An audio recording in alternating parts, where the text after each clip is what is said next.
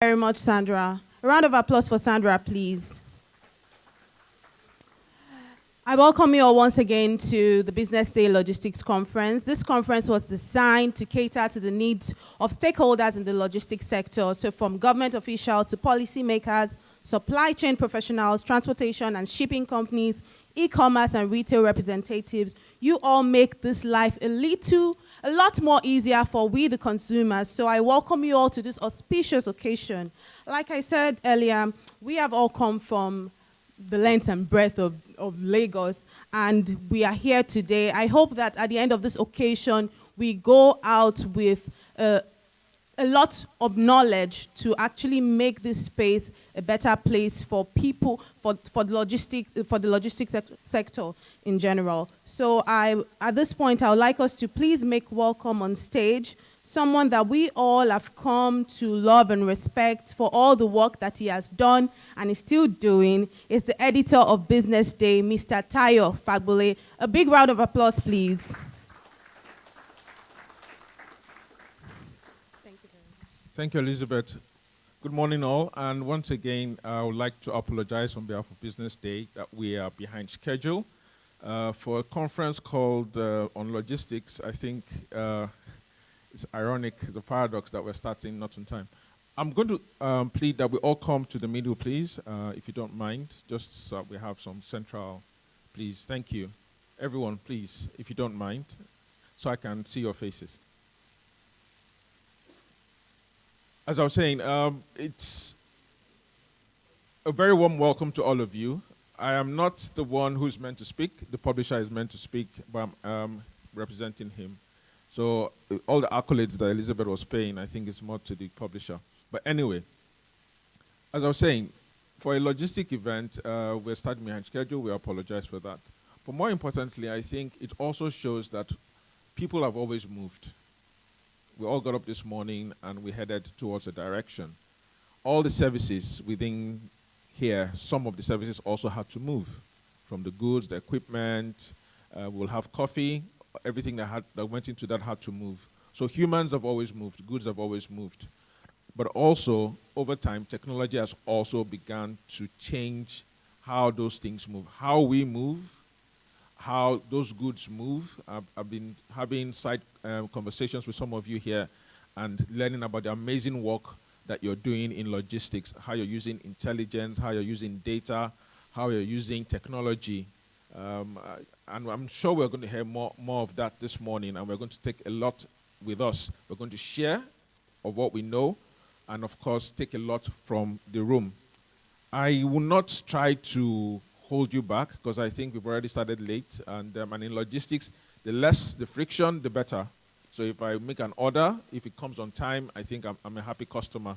So since you've come on time, and I will not want to be part of the friction to the event and then to wasting time, I just want to, once again, warmly welcome you and hope you have a fruitful, rewarding, and beneficial event. Thank you very much. I think I will just use that opportunity to just dovetail right into the speaker for the day. The Honorable Commissioner, Mr. Oluwaseun Oshiyemi, is the Commissioner of Transport of Lagos State, but is ably represented by Dr. Ayodele Oshitimehin of LASMA. He will give the keynote speech. Dr. Oshitimehin.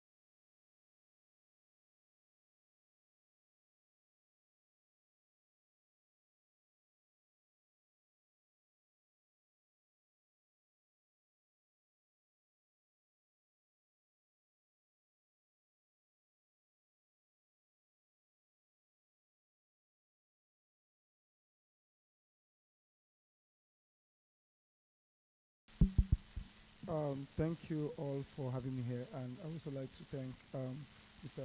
Timmy for the question. Basically, are also expensive, which reduces this adoption rate. As well as their challenges, there are also opportunities, which for us at URS, we've been able to provide free websites and mobile apps for businesses to help them integrate with technology. As I would like to give the mic on someone else. Yeah, okay, so Morala, you want to weigh in on that? Thank you very much. Sorry, my throat is a bit short. Don't worry about it. I lost my voice. I hope you can hear me well. Okay, so my name is Morala Geleke. Thank you very much, Business Day. Thank you very much for inviting me to this place. I work with a company called UPS, United Parcel Service. So we're like 116 years old. That means we have, with time, what has made us relevant is technology. We have adapted to every level of technology over the years, and we are still adapting to these ones. So as you mentioned, there are technologies like robotics, AI, very popular right now. In fact, there's a hub we have somewhere in Germany, and a lot of things are run automatically there. For efficiency, for effectiveness, we have robotics everywhere, working 3 feet high, this high, but they are moving your packages at incredible speed all over. You don't have bots like human beings. You think a human being is talking to you, but the person is actually a robot talking to you and is answering your questions, well programmed, well put together. So there are a lot of advantages because it helps our speed, it helps our efficiency. We get your package delivered to your doorstep in 72 hours. How do you think we do that? It's robotics, it's AI, it's intelligence, a lot of work helping us to do these things. And also in the area of finance, payments, I want to quickly mention that. Right now, 48% or 48.5% of Nigerians are using online payments. So there's more, but if you consider we're over 200 million people, that is over 100 million people are actually making payments online. And a lot of my transactions I'm even doing in Nigeria are all online payments. I'm working with some fantastic fintech companies in partnership with them, and they are providing online solutions for me. QR codes, transfers, terminals, all kinds of things are being produced every day just to help us win the trust of the average Nigerian so that you can make your transactions online. It's making life seamless. A financial person is happy because he can reconcile all his transactions in seconds because everything is on a platform, boom. But if we are all doing Naira transfer and collecting cash, there's fraud, there's misplacement of money, putting in wrong ledger, all those things have been eliminated. So from an efficiency perspective, technology is helping courier and transportation services immensely in Nigeria. Let's get that right. However, there are some problems, and we know. Our biggest problem in Nigeria is power. Power. These things are very sensitive, so I need 24/7 power to work effectively. Also, I need internet. You can't have an application and then some people cannot get 2G.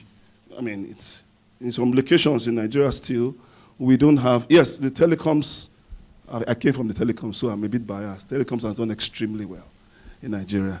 And however, there are still some gray areas that we need to sort out.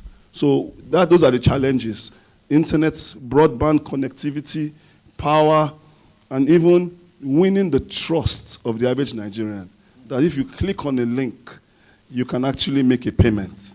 So those are the kind of things we need to continue to push.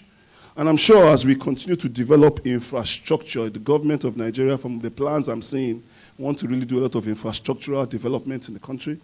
I'm sure if we are meeting here by this time next year, there will be huge improvements. Thank you. I think so. Thank you very much. So going forward, I would want to like you to add, what are some of the opportunities you now see in the challenge? You have mentioned two major challenges, the broadband, the internet connectivity, and power. So with challenges come opportunities. Correct. You know. So yeah. What are those so it gives the opportunity for more telecommunications expansion into the country. Now they know that there's a need for Okay, I read the statistics that only 68% of rural dwellers use online payments. So there's a demand for it, but it's not available. So, and we are creating the demands by telling people that we can do, awareness is spreading very fast. People now know that they don't have to enter their car and start driving all the way, enter traffic. People know.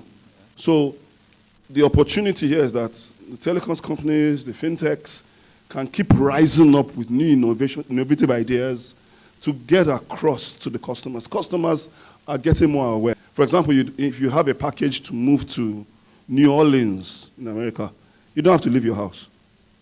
At a click of a button on your app, a bus is riding from UPS will arrive at your house, pick up your package, process it. You make payments online using our fintech structure, and then your package is moved all the way to America, 10,000, 12,000 miles away from here, without you leaving your house. Now, the more people know about these things, the more we are creating a need for more fintech applications, for more telecommunications. The country is developing unconsciously. People say Nigeria is not growing. I don't agree. Nigeria is actually getting better. But you probably have not taken note of the fact that a lot of things are happening around us from a telecommunications point of view, from a fintech point of view, from a technology point of view, and very soon things will get even much better. Thank you very much. So now I would like to get my answers from Obina and Dr. Olushola, because I want to ask about the traditional logistics system now. Like, how is tech disruption impacting traditional transportation business, and what are some of the strategies that they are adapting to stay competitive? Okay. Good day, everybody. Thank you very much for that question. Very happy to be here. Thank you to Business Day for organizing this conference. It's very good when supply chain individuals and logistics professionals come together and try to make life for customers and everybody at large, because everybody uses logistics one way or the other. My name is Obina Anyebu. I work with a company called Chisco Transport. Chisco is 43 years old, not as old as UPS, but it's an indigenous company. Well, we are trying to make life better for our customers. That's why we at Chisco don't see basically technology as really has actually made our business even more enhanced. We can actually understand what our customers want. We can segment our customers, understand what and how they want us to actually improve our business. As I would also to what my partner here was saying about how we've actually improved a lot by technology, especially from the fintech angle, as well as telecommunications. I remember when we first started our website in 2007, when people could actually book for their Lagos, Aba, or Port Harcourt to Lagos trips. Not many people basically had the internet to actually even adopt that technology. People didn't have access to smartphones. Some areas didn't even have network at all. So at this point, we're talking about 68% adoption and penetration. So we started from people not wanting to adopt. Now we're getting to it's becoming the norm. Especially in the younger demographic. But all in all, there's still some pockets of customers that don't want to adopt, or even people that don't possibly want to go through the channel of technology. But to a large extent, it has actually enhanced our scalable. At least there's a lot of transparency and visibility in our operations. Okay. I want to do a follow-up on that. You do a lot of transportation via the roads and all. So how has technology helped? Any time lost in logistics is bad for the business. So how does technology help in making sure that your cars are always on the road? Is there a kind of preventive? Okay, so the technology that has actually helped us the most, I would say, is telematics. Telematics technology, which is understanding exactly where our vehicles are, basically, and also being able to communicate with drivers are wonderful people, and we keep and it has made You can put some context into that. so that people live more and more above board, and it's actually opened up a lot of it's made it easier for us to actually manage mobile assets in general. Of course, there's no gainsaying the roads right now are terrible. Some trips that should, trailers that should move and get to the destination in 2 days is taking 5 to 6 days now. And it's a nightmare for customers for some perishable items, and a lot of, almost 50% of some items getting even damaged on the roads. But to a large extent, we can actually give feedback to the customer to let them understand where exactly their shipment is, and so on. Thank you very much. Dr. Olushola. Yes, please. So, yours is a very, very traditional institution. So what are the strategies that are being adopted to keep it up to date as it is? Yeah, thank you everyone for having us here this morning. And the subject of discussion is very important, without any doubt. I belong to all the old school and the new school at the same time. Part of what my colleague from UPS was saying are things that also resonate very strongly with me because I come from the same background. I used to be managing director of Resta for 6 years before I retired, and I went to work in NACO. So all of the operations having to do with things that we did in West Africa were under my purview at some point. But it's an evolution of some sort. Everything we've said here today is part of the evolution we are witnessing across the world. I've had the opportunity of traveling almost everywhere in Africa, and I've seen that if you put Nigeria side by side with many countries in Africa, we are like heaven while they are on the earth. And that's the truth of the matter. If you travel around Africa, that's very true. The only country you will find very large or penetration of technology will be Kenya. And maybe South Africa, because they've been there, they have a lot of influence of the West in South Africa or in Southern Africa. And so when you look at Nigeria, you will see a lot of advancement in technology. Part of the biggest worry you will have as a business leader, which is the angle I'm looking at this from, I recall those days, was to get to my office on the typical working day, on a Monday morning, what happened on Friday, what happened on Saturday, what happened on Sunday, so that I can have a report to be able to manage the business. So this of utmost importance to business managers, business leaders. And some of those challenges that we saw have been solved substantially. Technology is solving them. Through Power BI, business intelligence, methods that we have now, you can have access to information.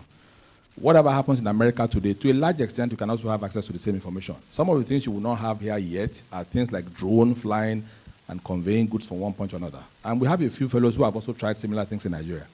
The challenge will be, what are the regulatory issues that we have to contend with to make sure that those things can work, effectively.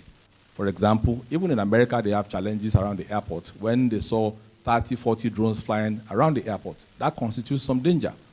So if Nigeria is very slow, it's because we haven't seen the masters mastered it themselves yet. When they have mastered it, it will be very easy for us to adopt. Can we lead that race? I don't know how much resources we have to do that. But I think in terms of adoption, we are doing pretty good. And I think Nigeria is also responding well to global trends. That would be my first comment on the subject. Okay, so can we say we have properly leapfrogged, like these people have coming directly from what you have said and now, or are there still specific places that we need to keep our focus razor sharp? In terms of technology deployment in this area, you will find countries like Singapore doing better than the United States. There is what is called the LPI, Logistics Performance Index. You can go online and just pull it up. and look at what happens globally, who are the best in terms of logistics performance? Not even the United States. The first country you will find there is Singapore. Of the road network and the basic elements of the LPI, which will include the deployment of technology, for example. These guys are wizards. You will find countries like Finland, who are the makers of even the iPhone that you have now. Most of the components you have there are coming from the Scandinavian countries. These are top-level guys as far as tech deployment is concerned in logistics. So you find Singapore there, you find Norway there, you find Finland, you find a few other countries like Germany. So nobody is fully there. We're all evolving by the day. If you go to San Francisco today, you will find that robots are also, there. You'll find taxis that are driverless, and they're also there. They're testing some of these scenarios. They're not fully there yet. So I would say it's an evolution, and we're all catching up as quickly as we can. Some of these things, remember, some of you will remember that when Google Maps came to Nigeria, people debated that it was not going to work, that Nigeria was such a confused place where Google Maps would not work. I'm not sure there's anybody in this room this morning who has not been using Google Maps. Does it work now? I think it works. Most of us here. I mean, well, point B to point C, he knows what to do. So I would say we're not there. But in terms of adoption, I would say 50% we are pushing. 50%. Okay. So this is now a fresh set of questions that I want each and everyone to weigh in on. What is help the course of adoption and making it finer, or impeding it? And what would you rather have them do? So I'm sure that in the different cadres of your logistics business, you have different views on this. So I would like to have everyone speak on this. Regulators have their role, entrepreneurs have their role, and customers also have their role. Regulators primarily are supposed to look at policy issues that will enhance business. So it's more from the perspective of enabling businesses to thrive. I argue from the point of what is government doing to enable businesses to survive. If you're not helping our business, whatever policy you are putting in place is nothing but an impediment. Aha. So if you come to the courier sector, for example, what are the various layers of regulation that you have? Are they too many? How can we streamline them to ensure that businesses can function speedily? So, for example, you take the Nigerian Postal Service, who is a regulator at the very top, to issue you a license every year. That license is renewable. You now come to the level of the state government. For example, at the Lagos State government, there are documentation you also have to obtain from Lagos State before you can even put your assets on the road. And then when you get to local government, you also find all kinds of people from local government stopping your vehicles on the road. So you have 3 layers. And the agro communities are also there over many years. What can government do to unify the licensing system that enables a business owner to have peace of mind? Because if you check, the attrition rate in this industry is perhaps one of the highest. People come and people go. Do you know how many people have bought vehicles who have tried to do logistics who can't survive there because of the several layers of regulation they have to deal with? So that is there. Now, what is government also doing in terms of ensuring that even the infrastructure that will help businesses to grow are also put in place? So from the regulation, from the government angle, even from the customs angle. So when I spoke about LPI before, part of what is considered under LPI is what is the role of the custom? Can we do 24/7 clearing at the airport?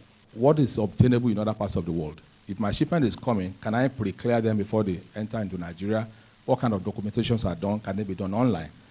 When I mentioned Singapore the other time, before your shipment arrives at the port, they are already cleared because the documentations are submitted online. The goods will be scanned. There are machines to ensure that the scanning is done almost seamlessly, and you can have your goods the same day they arrive in the port. Is that the same example we have, or the experience we have in Nigeria? Not so. So from that angle, or policy push are we trying to do? So that our effort here today makes a lot of sense. What are we pushing to take home? Our government people are also here. What should they work on? The last mile people are here. How easy is it for us to interact with last mile on our roads? That is another subject to discuss at some other time. But that would be my... Thank you very much. You have hit the nail on its head, and it's almost deep inside inside the wood. So I'll go to Moralayo. I'll go to Moralayo. Okay, so Doctor has done extensively well in describing what is going on with regulators in Nigeria. just to add some things he says, nobody is even sure. We're one of the few countries in the world where there's no de minimis. That means there's no, when you're importing into Nigeria, from countries to say, okay, anything below $300 is free. You don't pay import duty. You don't pay. In Nigeria, there's no boundary. You pay for every single thing you bring in. Import duty on every, even if you're bringing a $5 package, you pay. So we're left to sometimes the custom duty people, we are negotiating with them, telling them there's no specific law. So there is an error in that area. We should define, okay, at what level are we allowed to bring in packages, import packages, where you're not going to give import duty. I think they're only about every other person has a de minimis level. Again, sometimes packages come in from abroad, an import package, and custom is charging an amount. So the customer is constantly confused. What is my import duty I need to pay? So from a courier industry, we struggle a lot trying to convince the customers that it's not us that is determining these things, but it's the customs duty that are changing their import duty values. So the government needs to be clear about how they want, what's the methodology of running these payments? What are you doing? When you see a package, what do you look at first? Then also, Doctor talked about the area of licensing or registration. Anybody can just wake up in the morning, get 4 bikes, get 4 drivers, call themselves anything, call themselves Courier Star, and they have opened a courier company.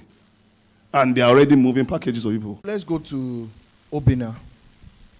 Okay. I think the question has actually been very delved very deep into by our colleagues here. But I'll just add to said about what government's role really is in our countries, in the economy. The government is supposed to create an enabling environment, and especially around people, training. Just imagine a driver giving you a license today, for example, and you can't actually verify whether that person actually business completely.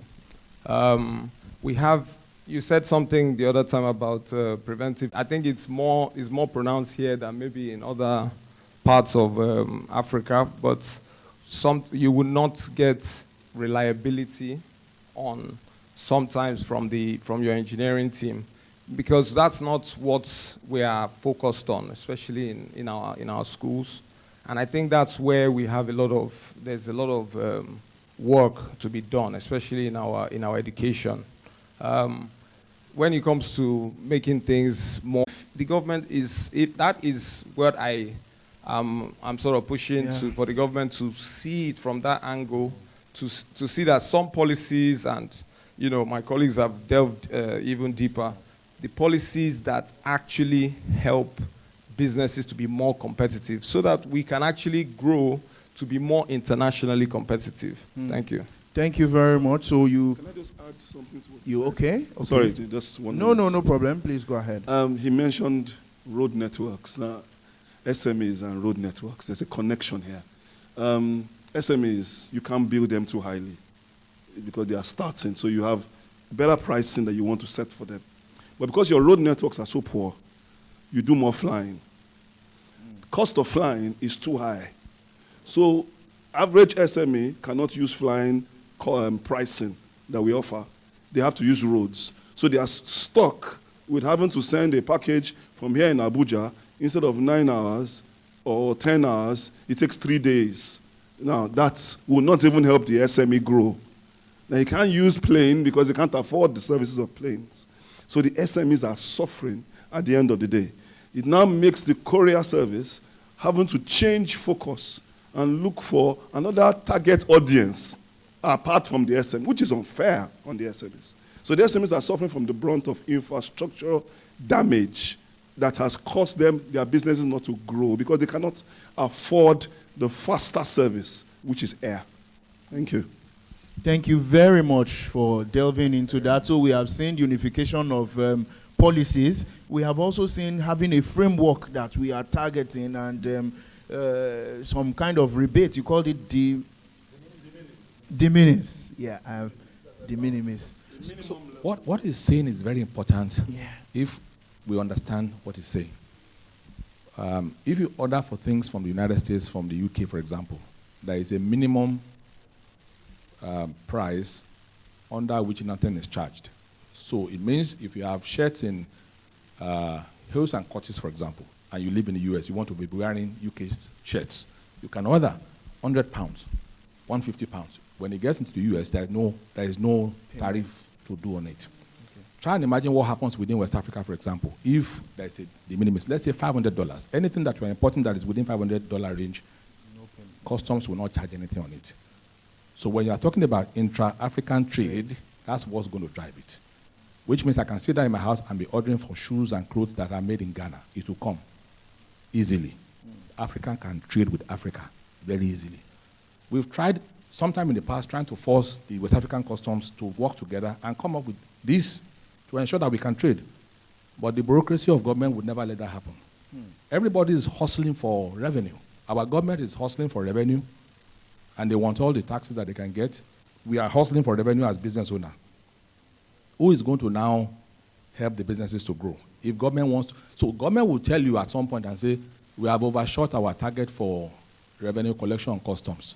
But how much of business have you helped the business people to do? You're only hustling for revenue. There is the side of enabling businesses that you also have to support. What you will find today is that they will meet that revenue target because of even the dollar naira volatility, because we are charged based on the exchange rate of today. But what is the volume of trade that is done? So if you look at the volumes are dropping, but they meet target on revenue. So there's a whole lot of thinking that needs to go into what government is doing. There's a whole lot of thinking. How do you drive intra-African trade? There is after Africa Free Continental Trade Agreement. Let us come and x-ray it and see what impact it has had since when this came up. What has it done? What has it done for Africa? How well is Africa trading within itself? Rwanda just said sometime recently that people can now fly into Rwanda in and out without having to get visa. How much of that have we done in Nigeria? There is a whole lot of reworking, retooling that has to happen if we are looking for real growth on the African continent. Thank you very much, Dr. Olushola. So yes, Obiora, Obiora. I like what my colleagues have said, but I still think that as much as government has to do, we also as individuals have much more to do, because regulatory policies are built around infrastructures or built around technology placements. Like for instance, when in the absence of fintech there and then before, like in the absence of the likes of Paystack and all that, there was no regulatory policy for fintech. But Paystack paved that way, and then we saw the licensing for fintech and a lot of other things come up. So what I'm trying to say to this is, if there are infrastructures put in place, the government will build policies around those infrastructures. You said something about this, that's the custom waivers for de minimis, that's custom, yeah. Like the minimum Yeah. So now the problem with this now is, first of all, the problem with this is, what are the infrastructures that have been built to track these purchases? That's one. Secondly, another thing again with the free trade problems is, there are some countries that have much more benefits or much more chances of scalability than other countries. Like, instance, you can't compare Nigeria to somewhere like Botswana.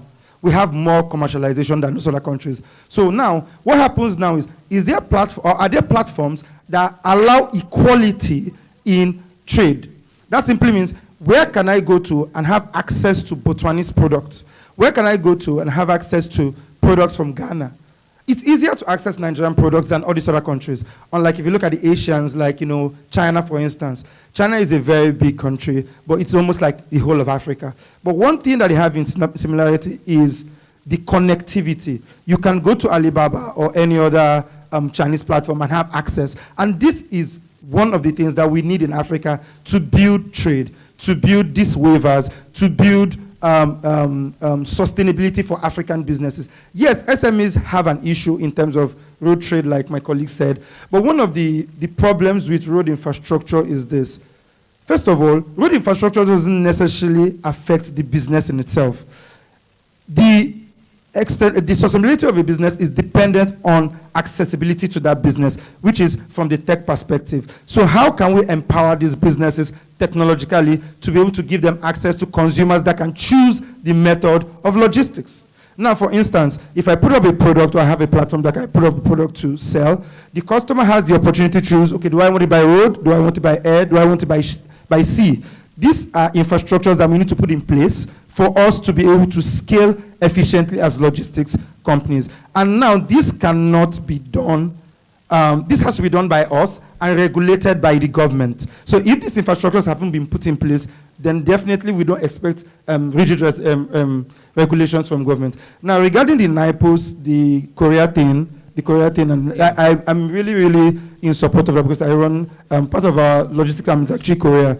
I think if there is a way the government can fine-tune or regularize licensing and documentation, I think that would be much better because we have different billings and different costings for different, like you don't even know any documents. Like you go outside there and then today there's this document, tomorrow they are arresting you for this document. Just some ludicrous things. Do you think there is a way technology can help do this? Like yes. If there is a big database that the federal government plugs into, the state government plugs into, the local government plugs into, the last layer, the Agbero may not be able to plug in, but... the funny thing is that the Agbero is not in any way necessary in this whole chain, in this whole supply chain. The only reason why you have Agberos on the road is because of lack of infrastructure and lack of businesses that can adopt this particular individuals. Now, Nigeria, as a matter of fact, I will tell you for a fun fact, is one of the countries with the highest adoption by government.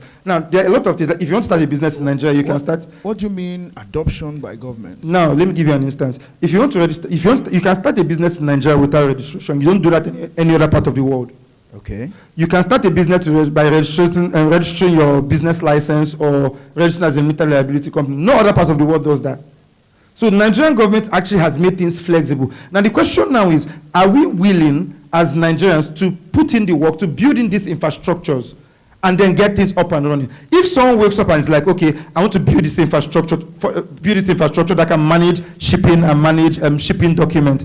You and I know if this is pitched to the Nigerian government, there's every possibility, if we leave out the whole politics and all that, that there will be adoption. If you build something good, there would be adoption. Because now when fintech companies like Paystack started, there was a regulation, but then they built an infrastructure that was worthwhile. And that invited a lot of other people to invest in the logistics, in the payment industry. Hereby doing what?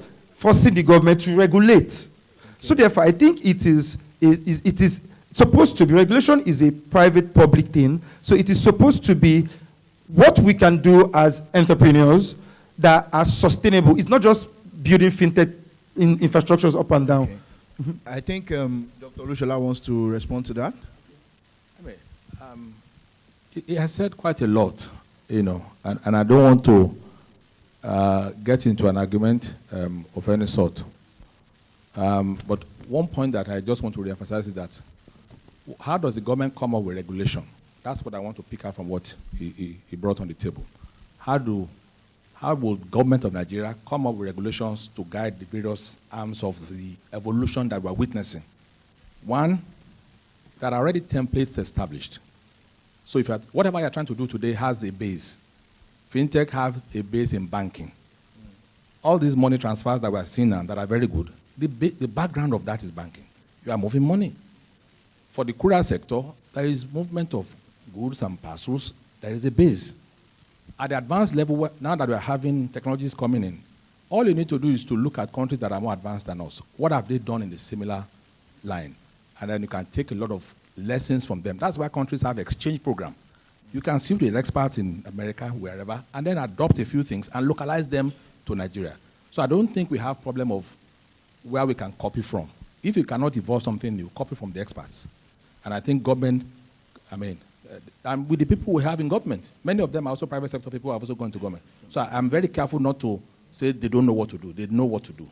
It's just the will and the promptness with which many of these things have to be done that we need to. Thank you very, very much. I think our time is up. I would have loved that we continued, but I've been able to pick that the things that we need to do now, the things that the people in the private sector, in this logistics business want the government to do or the regulators to do now will be to create a framework to work with, then to unify all the layers of legislation.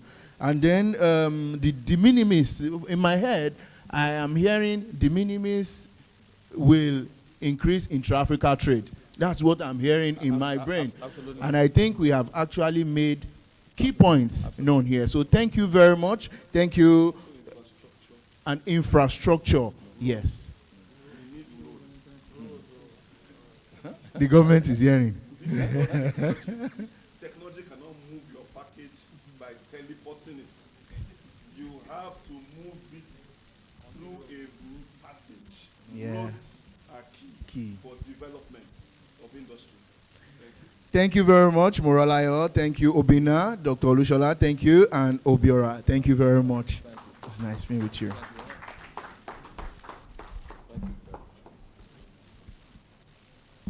Thank you very much once again. Did we find that this session impactful? I want us to please give them a round of applause.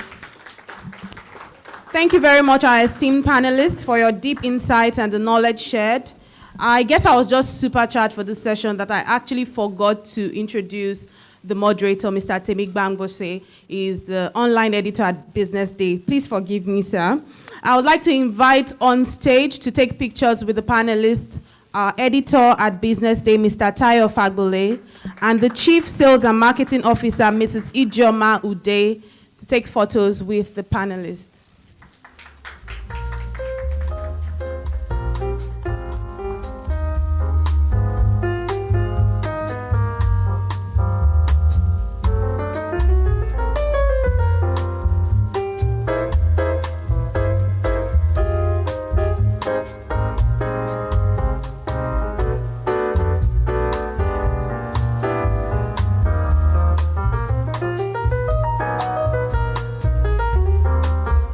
Thank you very much. A round of applause for them once again as they go back to their seats. Thank you. We would like to take this opportunity to recognize our sponsors who have made this conference possible. A special recognition to DHL, to Chisco Transport, to Render, and our industry partners, National Association of Road Transport Owners, NARTO. Thank you so much for partnering with us. Ladies and gentlemen, once again, thank you for being here. My name is Elizabeth Musa. And it's on this note that we'll be welcoming our next panel on stage. Our next panel is moderated by Olamide Ologunagbe. She's the reporter at Business Day. Please welcome her on stage, Olamide. Thank you so much. And our next panelist is Alhaji Yusuf Lawal, is NATO president. Please make him welcome as he comes up stage. Our second panelist, Mr. Bamidele Badiru, is unfortunately unavoidably absent. So we'll be having just Mr. Alhaji Yusuf Lawal on stage. Thank you so much, everybody. I hope you enjoyed this session.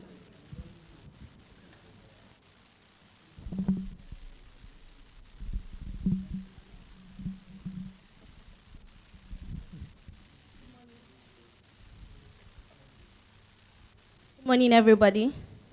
Okay, we're not smiling. Is the cold too much? Good morning, everybody. Okay, that sounds better. I only have one person, so I'm pumped about this. I am more than a conqueror. Let's get right into it. So, my name is Olamide Ologunagbe. I'm a reporter at Business Day, and I'll be the one handling this session, technological disruption. Oh, sorry. I thought they've changed the slide. Technical, please do something. So I will be handling the regulatory framework for emerging technologies. And I have with me here Alhaji Yusuf. Please clap for him. Do you know what it means to be an Alhaji? You're welcome, sir. And he's the president of NATO. You're welcome, sir. Thank you. How are you today, sir? I'm fine, thank you. Okay, so let's get right into it because I have limited time. So my first question, talking about regulatory framework for emerging technologies. And I know NATO has been in existence since 1988, if I'm correct, yeah. So what has been, how have you, over the years, embraced technology? Of course, we know that it has changed. I remember that when I was young, it used to be Molue. Then from Molue, we saw the red bus. From the red bus, we saw the blue bus. From the blue bus, we saw the yellow taxi. From the yellow taxi, now we have Uber. We still have the downfalls, right? But Over the years, it has changed. So as an association, how has technology been the structure for you? Well, I would like to use this opportunity to thank the management of Business Day for finding us, for first of all, organizing this very important forum, at the same time, finding us worthy of being here. And what I have witnessed is really impactful, and we hope that gradually things will improve in the country. Yes. So as far as we are concerned, technology has helped the logistics operations, especially in this country, because I remember, like you said, NATO started 1988. At that time, although I was not there then, but I know from history, at that time, we more or less manual operations all through. Compared to today now, for example, for some of us that take petroleum product, for example, we have an onboard computer that will show you online, real time, the position of the vehicle, where it is, the speed of the vehicle, how it's running, and so on and so on and so forth. You know, at the same time also, it shows you if the vehicle is stationary, for how long the vehicle is stationary, if there is, swabbing, or all the activities of vehicle are now online. So it's really a good. At the same time also, you will see the records of the transactions of the vehicle online. As not only the vehicle, of course, but also the person you are servicing. Also now they are online. So I want to tell you the technology has helped us immensely, and it even gives us opportunity to even have comparative analysis of what peers in the industry do, and of course give us an opportunity to see how we can improve. Okay, thank you very much, sir. So my next question is, you mentioned that over the years that has helped that, and you can also make comparative advantage over other things. So my next question would be that, what has been the regulatory orders? You know that's a different thing to adopt the technology. It's a different thing when the regulator says don't do this. How have you been able to manage that as an association?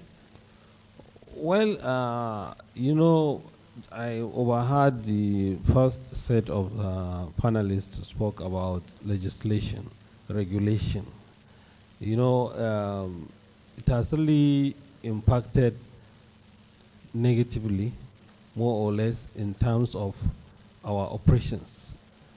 Because we, as operators, more than ever before, we want regulation in place.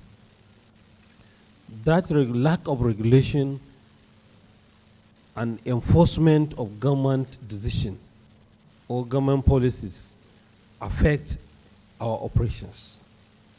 Let me give you an example. I overheard the panelists from UPS spoke about, today if I like, I can just buy 5 or 6 vehicles or motorcycles and just deploy them on the road, just like that. I can decide to also withdraw, just like that. Now, it's not happening like this on other fora. There is no, over time, we've been clamoring for what we call National Transportation Commission. That commission is supposed to provide some do's and don'ts in the logistic industry, and also punitive measures. Let me give you an example. Like in the airline, that's what we call NCAA. NCAA gives you license, authorizes you to bring an aircraft into this country. It shows the state of the aircraft, the age, airworthiness, before it comes to the country. And when it comes to the country, there is certain measures taken. For example, if you want to operate like 8 o'clock in the morning, they have to look and see those who are operating 8 o'clock. Do you want to operate from Lagos to Abuja? They look at those operating from Lagos to Abuja, and they give you your slots. There are so many measures in place. But in transportation logistics, everybody will just come in with ever. Today, if you go to Apapa, you see some vehicles over 30, 40 years working still in the country. Nothing happens. You can deploy them on the road, you can take them out. Nobody tells you do, nobody tells you don't. I've had forums with the Shippers Council, wherein they find it difficult to plan as against other countries. For example, if they are discussing with clearing agents or shipping representatives, they want to have a pricing of movement of, let's say, a container in the country. For example, from Lagos to Abuja, probably about 600 kilometers. They will say maybe 1.5 million naira, for example.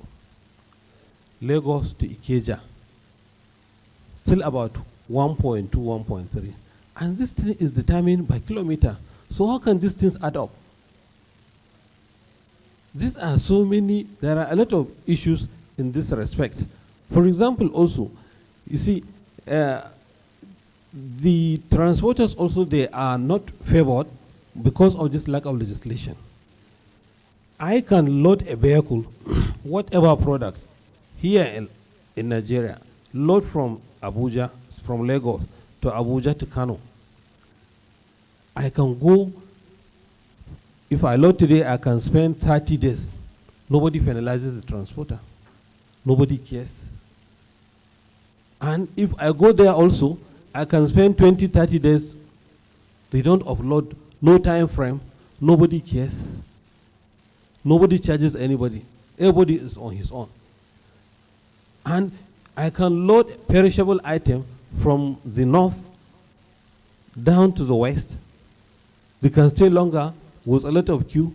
Nobody cares. Nothing happens. If you make loss, you've lost.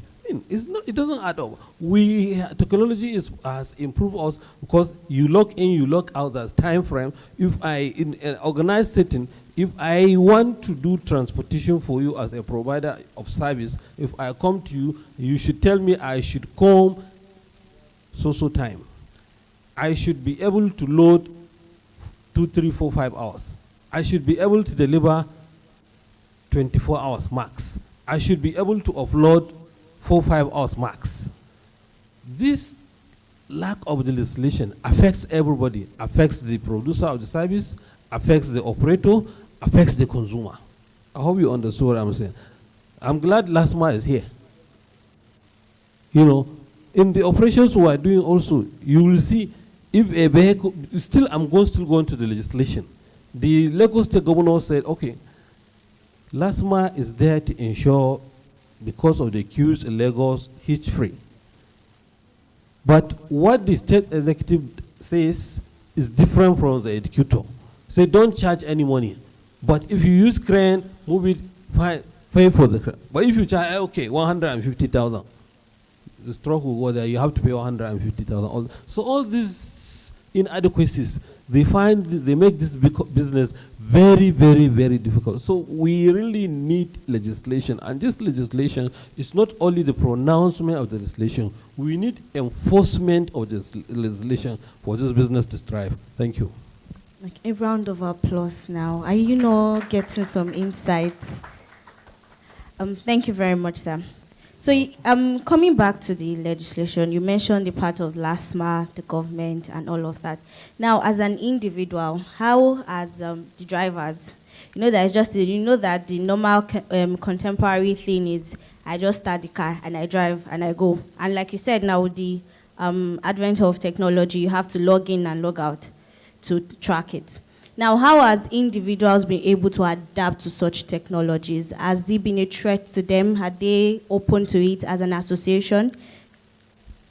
Thank you so much. Like I said, the gradual development of technology has helped the ease of business. I will give you an example of OBH, for example, former OBH, now NPC Retail, and maybe Total.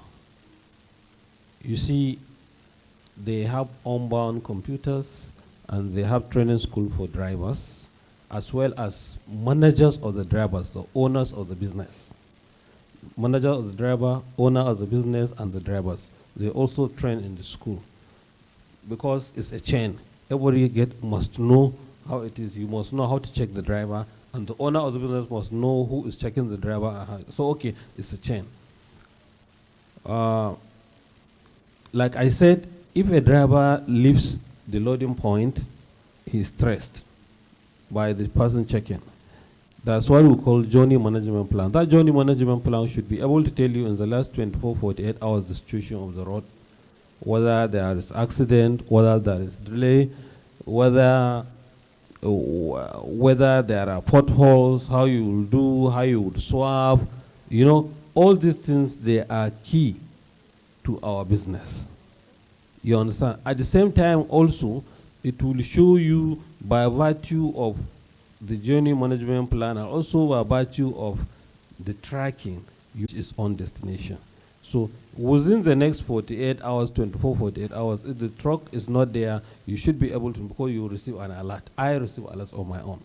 So you receive an alert, okay, these vehicles have reached this thing. So the company there will project how to plan and be able to offload. Then you make a plan for the next journey. It's not easy. So many companies are not complying. Yes, they have deployed technology, you can see, but they are not, because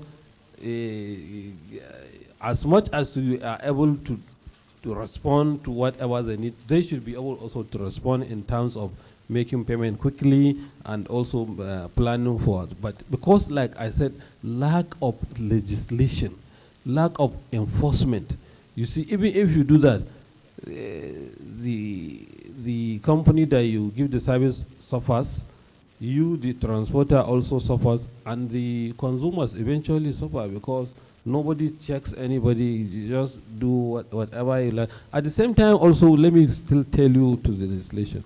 For example, now, somebody can, for whatever reason, you just have a vehicle. You can just get to the road, and maybe somebody is looking for a ride, or you just pay. Nobody checks whether you have a license and whether that license is allowed to be commercially operated. So it's the earlier we wake up to all these things, the responsibilities, the better. And also if you observe, was it last year also, a trailer was loaded from the north. Trailer that is supposed to carry goods. So many people, you know, it is still also loaded. And that trailer is supposed to carry goods, not humans. And looking all the way from the north.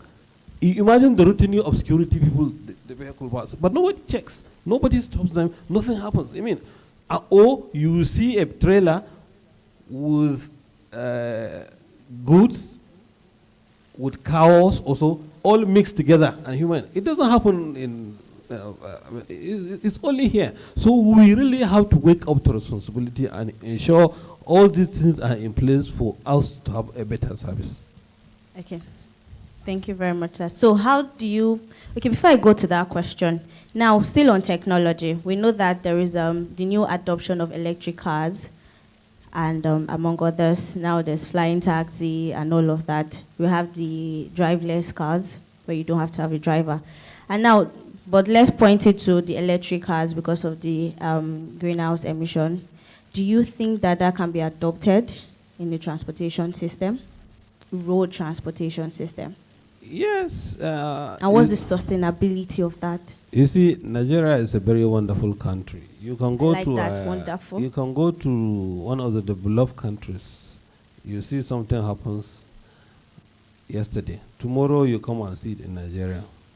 We have a lot of intellectuals. Most of those companies that are doing so many innovations in the world, if you look at the back office, although the people in the front are international people, if you look at most of them are, for me, I will say they are Nigerians, because I believe majority of the blacks in the world come from Africa. A majority Africa Nigerians. So I want to believe that we are so much endowed, but it's just that we need to come and replicate all those disciplines. All we lack is discipline. Replicate all these disciplines here, because a Nigerian will go to an international country and do excellently well, much even more than the people there, and because of discipline, you know. But when you come out, it's Nigeria, it cannot happen like that. You see, the electric vehicles, of course, they are key to development, and of course, they will prosper in Nigeria. But you see, electric vehicle in this country, because of the situation of our roads, I mean driverless, all these things. The electric vehicle, fine. If it is driven by human, fine. But we need to have a lot of charging points. The other time I was in a fora with the NNPC National Gas Expansion Project, wherein we're expected to convert our vehicles from using fuel to gas, CNG, LNG. And we are really ready to key in. What stopped us was during President Buhari, there was a United Nations Forum in Paris where they approved to convert 1 million vehicles free of charge for Nigerians. Those vehicles include trucks and cars. But we did not see the light of the day. The government left.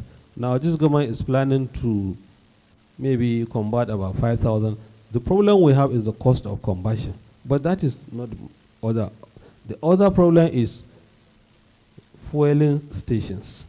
For us who are doing trucks, if we fuel from Lagos here, the next fueling station is in Abuja. So depending on the casket that you have on your truck and how many ton it will take, and based on your consumption, you may be found wanting that if you convert your vehicle to do 100% gas, and you don't have enough adequate in the tank to take you to Abuja, which is the next refueling, you just whatever. And even from Abuja, the next one is in Kaduna, Greenville. Then, so we really have to wake up. If we want to be serious, we really need to be serious. We can have electric vehicle, we will have the charging point. And let me also tell you, even the charging points, because I was interested in buying one of the vehicles, you know, but I realized even the charging points, there is a charger that charges about 12 hours or more, you know, and there is a charger that can charge, quick charge, that can charge for 4 hours. But that depends on the consumption of the electricity company that is supplying and how much they charge.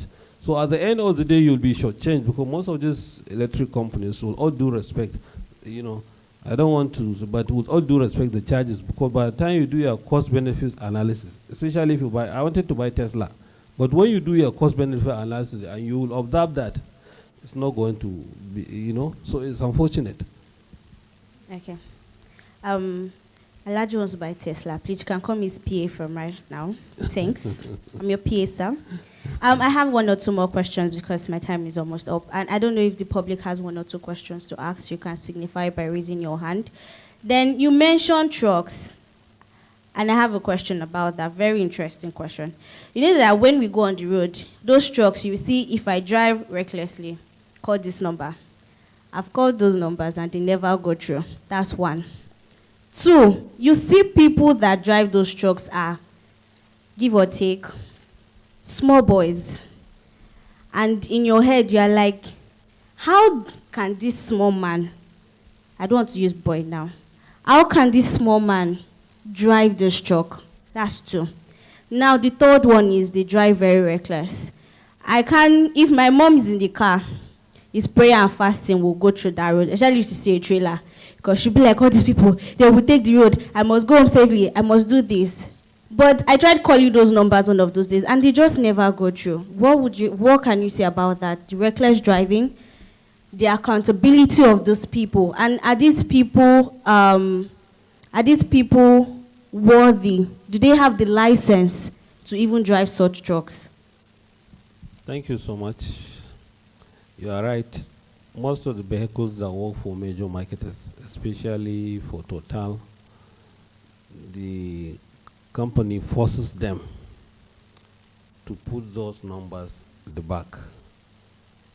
But over time, if you look at so many organizations, you can have a number, but over time, for whatever reason, you change the number and it doesn't work. But that still goes to what I said, lack of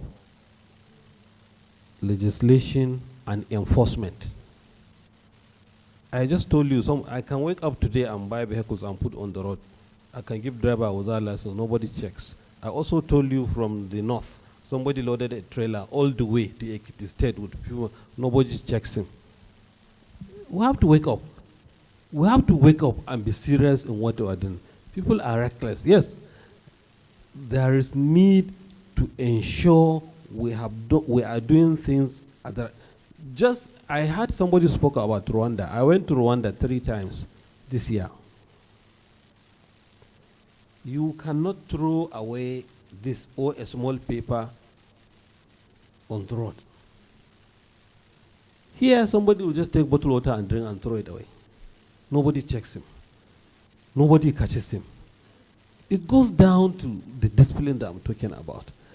If I should have a vehicle that I put number tomorrow to call me, that number, whoever is on the road or whoever should be able to stop the driver and tell him this your number is not working. So we want to see what you are going to do. By the time you do it once, twice, thrice, people will wake up. And nobody will do it for us better than us. So it goes down to the legislation. You see, we clamor for Transportation Commission. Long ago, this Transportation Commission is supposed to give you do's and don'ts in the transportation business in this country. You see, it's very painful.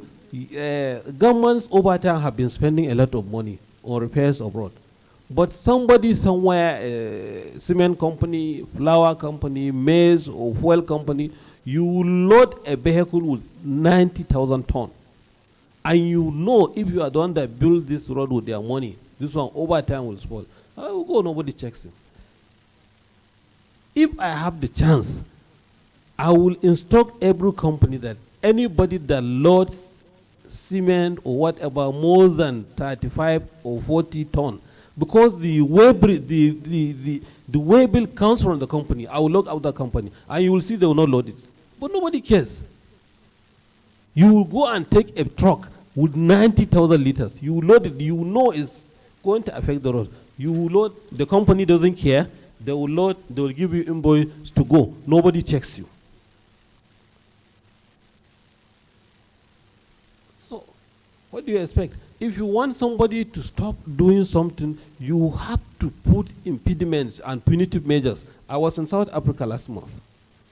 There is what you call Gauteng Railway in Johannesburg. So they were trying to show us what they are doing. And part of what they are doing, the measures they took, there is one machine, I don't know what they call it. Once you put your mouth, it will show the amount of beer you have taken. They will show that no beer. But if you put your mouth and you sneeze or whatever, it will show the amount, the content of beer. Then they will just remove from your salary. People have stopped drinking and coming. If you want somebody to stop something, you have to put something that will catch. At the same time, the punitive measure. But you just say somebody will not do something, and no punitive measure, no nothing. How will people not be repeating all these offenses? We need to wake up, and nobody will do all these things better than ourselves. And the earlier we appreciate these things, the better. Just like I told you of Rwanda, camera everywhere. A vehicle will catch you. And if you have the National Transportation Commission, you have to have every vehicle must have identification wherever it comes from in this country.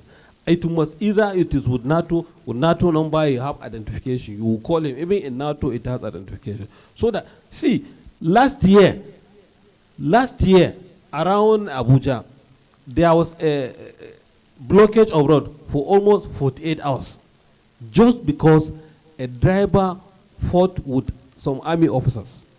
They block the road. 48 hours. So many goods perish. Nobody cares. After 48 hours, we beg them, they left. Shikena. It's finished. It doesn't happen anywhere.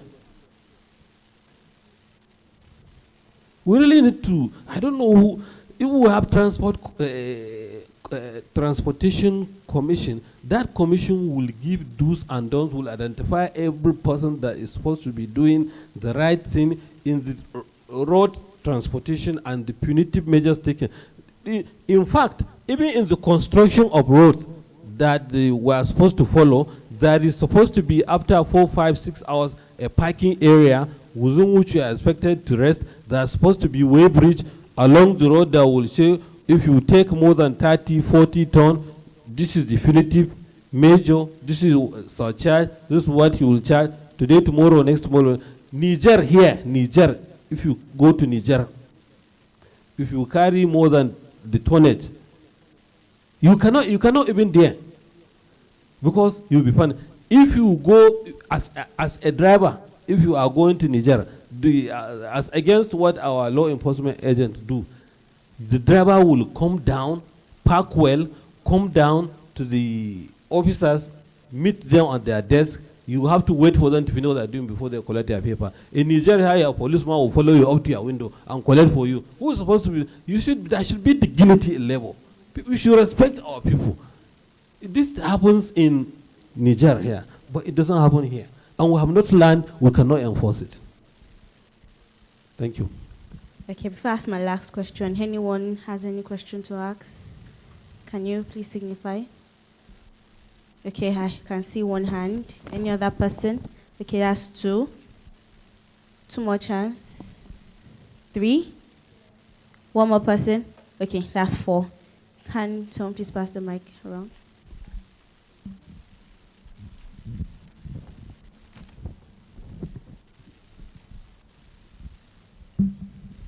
Thank you. My NATO president, I'm glad you're here. In fact, when I saw you here, I was like, good. This is an opportunity to really ask this question. And I'm also glad the LASMA officials, they are here too. So it's a question that goes both ways. You see, this conference, logistics, technological disruption in logistics, I want to ask, for those of us at the Maitu Apapa Wharf Axis, there is a major concern: traffic, congestion, Agbero, task force, multiple task force, many of them not uniformed. And you find out that our trucks spend days, sometimes 2, 3, 4 days, to get to the depot to lift petroleum products, and spend some other days again coming out. This tells on turnaround time, it tells on costs, and a whole lot of things. And the multiple taxations that goes along that route, many of them unreceipted. Sir, what is your office doing about this? Thank you so much. This complaint is all over. And NATO has been trying to, that is why we call Presidential Committee on this port decongestion, something like that. I don't know whether you're on wet cargo or you're on dry cargo. Okay, wet cargo. The Lagos State government, we had a meeting about a week or 2 ago, no, or 3 weeks ago, in respect of such congestions. But we have not yet concluded. The meeting is ongoing. Decision is going to be taken. The Aberos, first of all, they are not in our control. What we can only do is to speak to Lagos State government, and they are responsive. They try their best. This fuel that you load on wet cargo, ordinarily you're not supposed to spend more than 24 hours to go in and out. That depends on the marshalling yard of the company you're working for, and that also depends on the availability or otherwise of the product. Some depots, they can invite trucks, or they can tell the whoever owns the truck to come and queue. They may not necessarily be ready. Once the fuel comes in, before they discharge, before they oil it, before they is inspected, they will call trucks to queue up. So there's nothing anybody can do in that circumstance. They call so many parties. But what we intended to be doing going forward is that if you want to load 1 million liter within 10, 20, 30 minutes, you should be able to know the number of trucks to load those 1 million liter. But depots can give ticket to 5, 6, 7 marketers and those 5, 6, 7, they can have like 10 trucks. And when they come, before they reach there, Navy will stop them, LASMA will stop them, Aberos will stop them. And each one of us is losing money. That is why I said this business is not profitable for us. Before you even commence your journey, you would have spent 100,000. When you come out, because of the delay in traffic, if you are truck ops, before any other thing, LASMA will come and tow it. You pay 100, they will take you, say you pay 150,000. We are trying our very best to ensure that this menace goes off. But gradually, going forward, I believe the Apapa axis, the traffic will reduce, because I believe most of the traffic will have to be going to Ibejuleki, because we go to Pinnacle and probably to Dangote refinery, because we can't continue with this mess. While we appreciate the trouble that they go through, everybody goes through, I also go through this trouble. I tell you, this week alone, I paid last month 300,000 from my own company. Myself, 2 trucks, I paid 150,000. And the delay is no more than 30 minutes. And all over the world, trucks, it's normal for truck to have especially air issue. Some of these Iberos, they will come and climb your truck and cut the pipe. Before you know, LASMA will tow it, you pay 150,000. What do you do? Because we're operating in Lagos.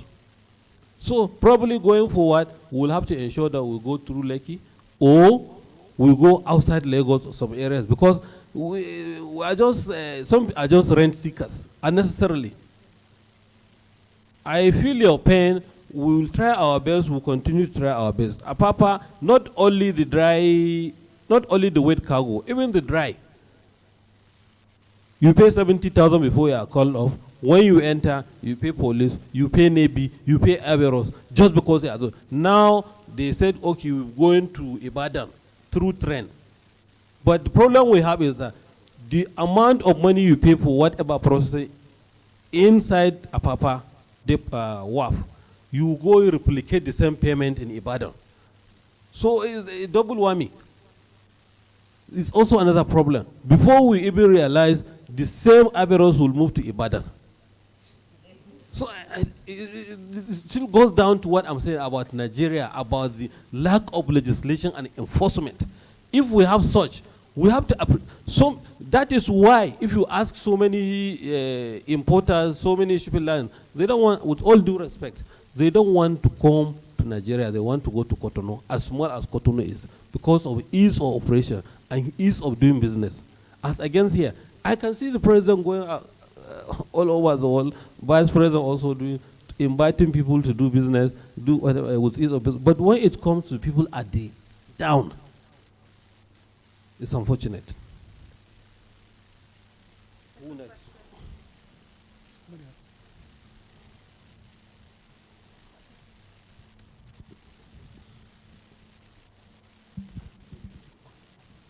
Thank you. I'm Blessed Lola Saint, Empower Africa Project. Thank you, Alaji. It seems you're a gentleman, and I don't think you will get a result. So I think you really need to scale up.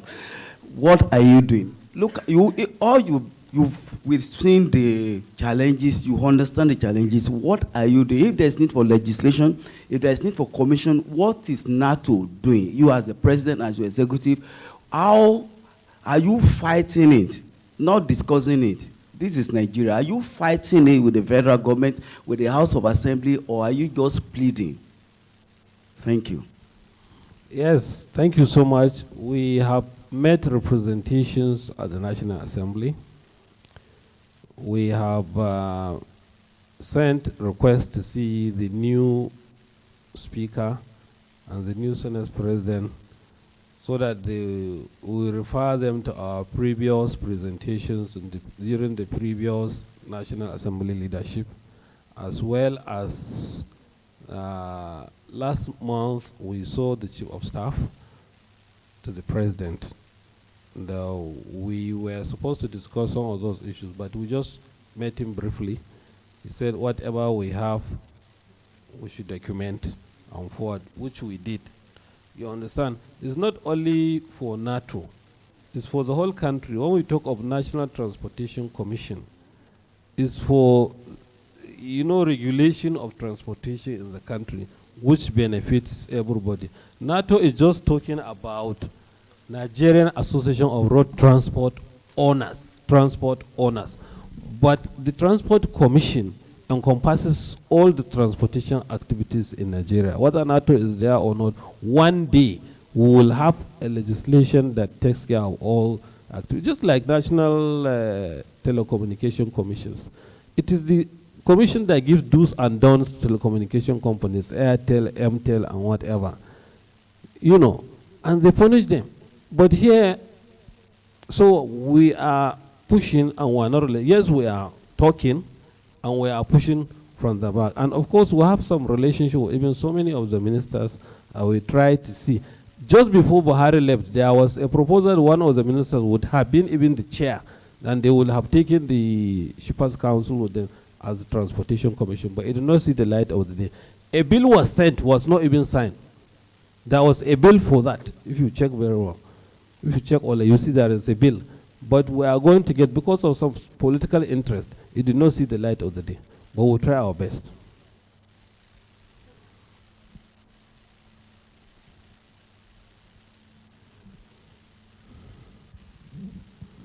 Thank you very much. And I'm still going to ask a question about the Transportation Commission.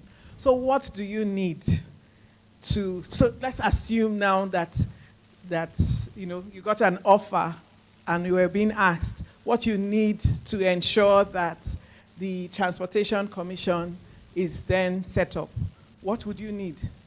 You're in a room, there's media, there are other stakeholders here. So what would you need, sir? What, need how?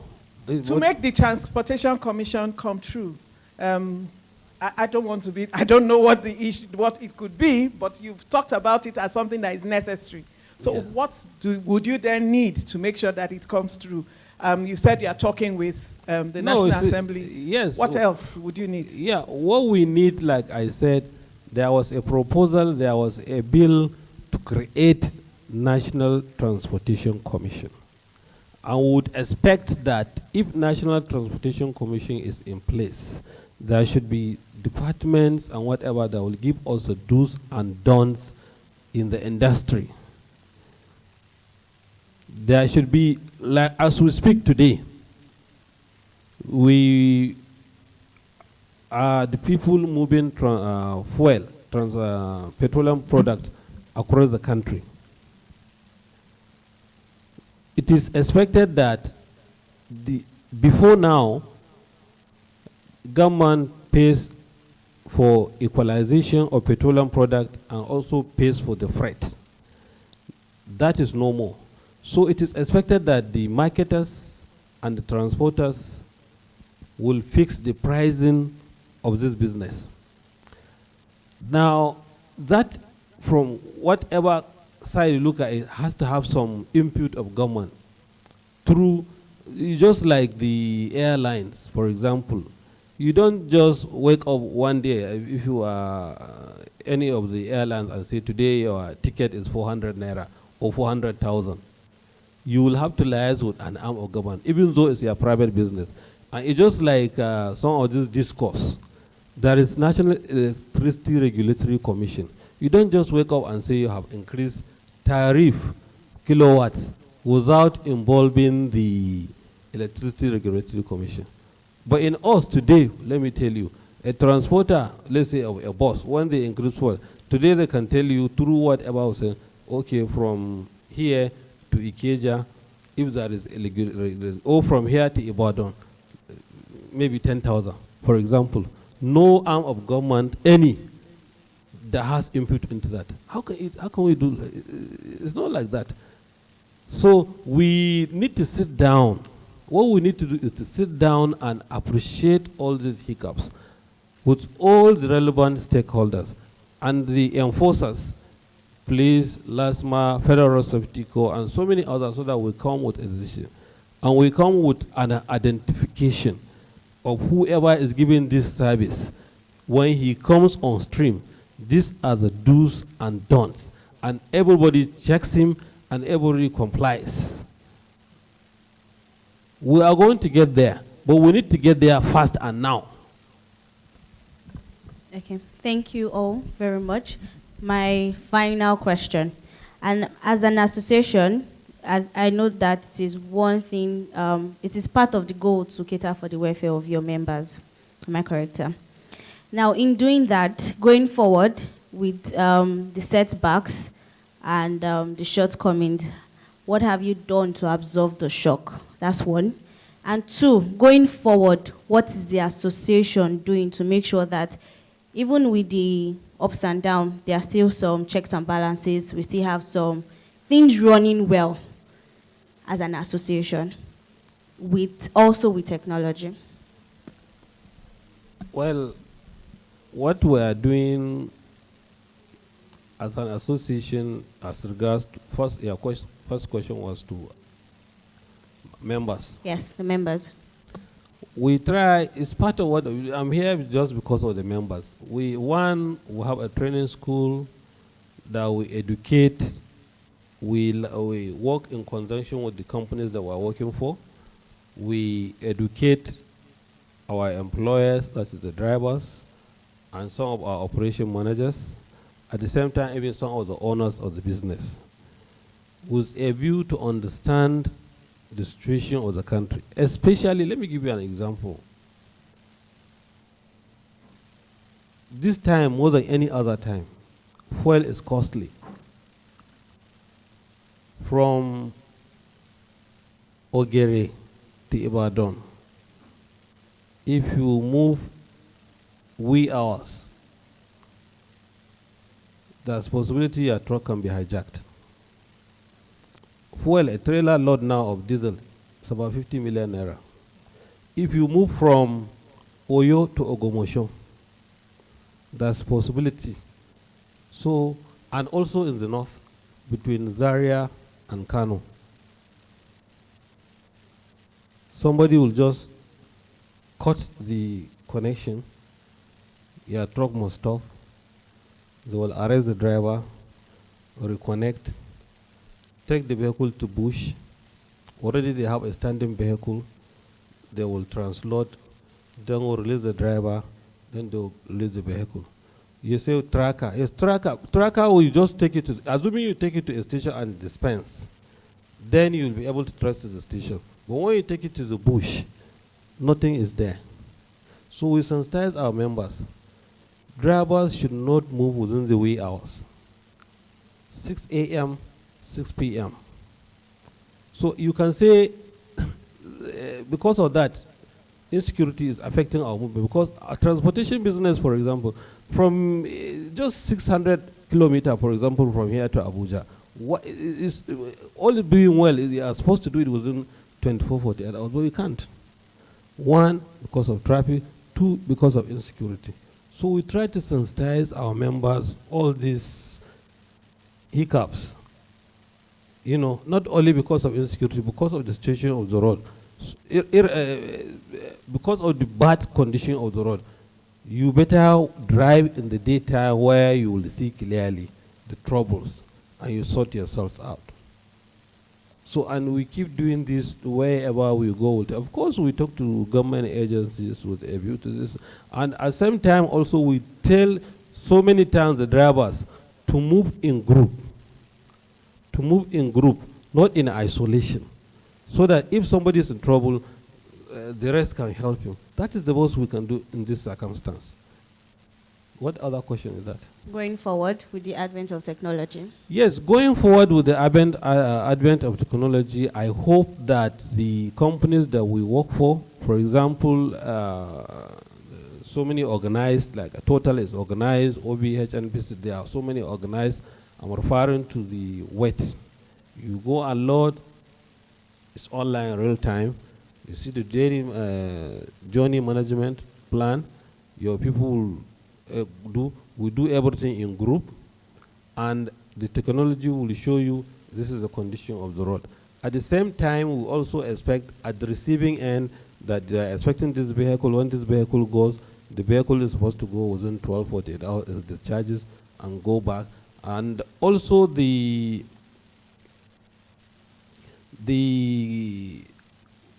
technology is going to help us ensure we have no choice than to move to the CNG, LPG, CNG, LNG, with a view to reduce our operational cost. Because as it is today, diesel is about 1,000. You know, it's very costly, but the CNG is less. So we are sensitizing our people. And also, you see, it's showing us you can have 50 trucks in your company, and you probably do 2 trips. That's 100 trips altogether. But you can as well have 25 trucks and be able to do 4 trips. You optimize your operations. So all this had to do with all these checks and whatever the company, whatever, and looking at your cost and whatever. All these things gradually, not only the wet cargo, but even the dry. You see, the wet cargo are patient, but the dry are terribly impatient. If I tell you, just recently, government brought about 7,000 metric tons of wheat, loading in flour mills. A driver deploys his vehicle, 12 hours he did not load. He keeps calling. We like that. So that you sensitize the people, you know the value of this machine you have put in place. And by the time you take delivery, the company also transfers the pressure to you. They keep calling you. Where are you? Where are you? By the time you get to the destination, then the driver also transfers the pressure to the people of loading. You know, by the time you discharge, you also transfer the pressure to the people paying. You know, so it's a chain. But gradually, I must confess to you, before now, most of our operations in the center, they are not digital, they are not, and even most of the personnel in the system, they are not well learned in the system. But gradually, we're improving, and we hope things will get better. Thank you very much, sir. Fine. We've come to the end of this session. Thank you so much, sir. Thank you. It's my pleasure.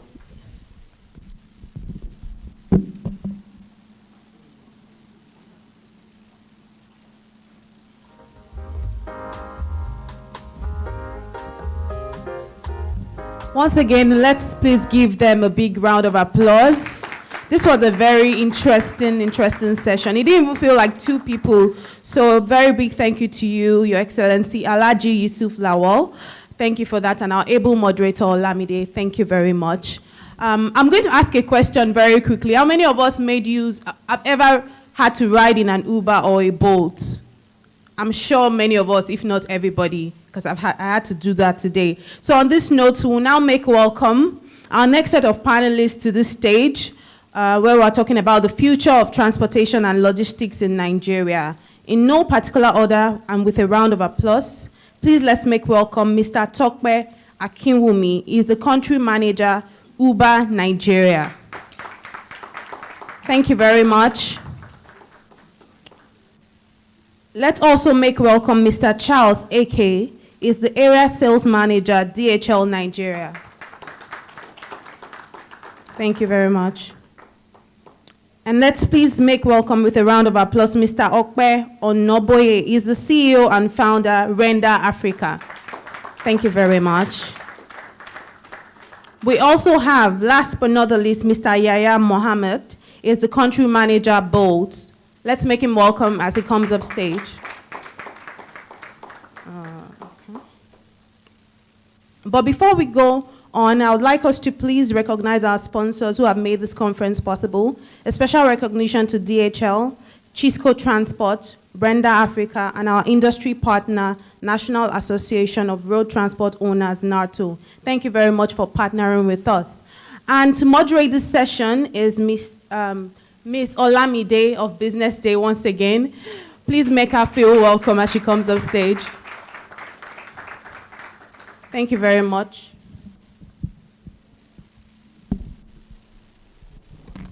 I'm back again. Let's do TV series. Duh. Good morning, everybody. Okay. Good morning, everybody. Okay, I'm making my voice. Good morning, everyone. Welcome to another session. Now, I have 1, 2, 3, 4. I'm guided. Let's get right into it. Good afternoon. Oh, sorry. Good morning, gentlemen. The last gentleman did not answer me. Good morning, sir. Okay, thank you. So on this panel session, we're looking at the future of transportation and logistics in Nigeria. Is anybody in this room, you have not entered Uber before? Raise your hand. You have not entered boat, raise your hand. I've not entered, so I can get premium ticket, sha. See, that's how you lose opportunities. Sir, I've not entered. Thanks. So looking at it, I know that over the years, technology has evolved and, of course, has brought these ride-hailing services to Nigeria. And as Nigerians, we are very quick to anything Oyinbo, sharp, sharp. We've absorbed it. And, of course, we can see that these companies are doing very well. But, of course, we know that there's a future for it. Of course, when you start in management, we have the growth, we have the maturity, and we have the decline. But of course, they are not going anywhere. They will strive in Jesus' name. Can I hear amen? Okay. So now we're looking at the future, and we're looking at the growth over the years. I think that my first question will be to Mr. Tokwe, because I've not entered Uber. That's why. So my first question will be, what has been the current trend and the development of ride-hailing services in Nigeria? Thank you very much. Super excited to be here. Can we please appreciate this gentleman? Thank you. Super excited to be here. Hopefully that I'll learn from Okwe and some of my colleagues here. I'm also here to share some of the insights I have, having been in this industry for a while. Recent trends, I know that you all know what's going on in Nigeria today. This year has been almost I'd say a very interesting one. Recently, the government removed subsidy and fuel prices almost doubled overnight, right? And that informs the first trend that we're seeing, the movement towards electric vehicles, right?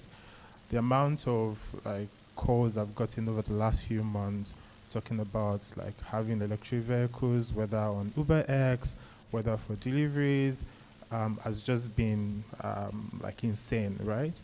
So I think that that's where the industry is moving towards, right? Of course, there's conversations around CNG and how we can convert some of our existing vehicles there. But then there is the conversations around how safe it is and then the longevity of it, right?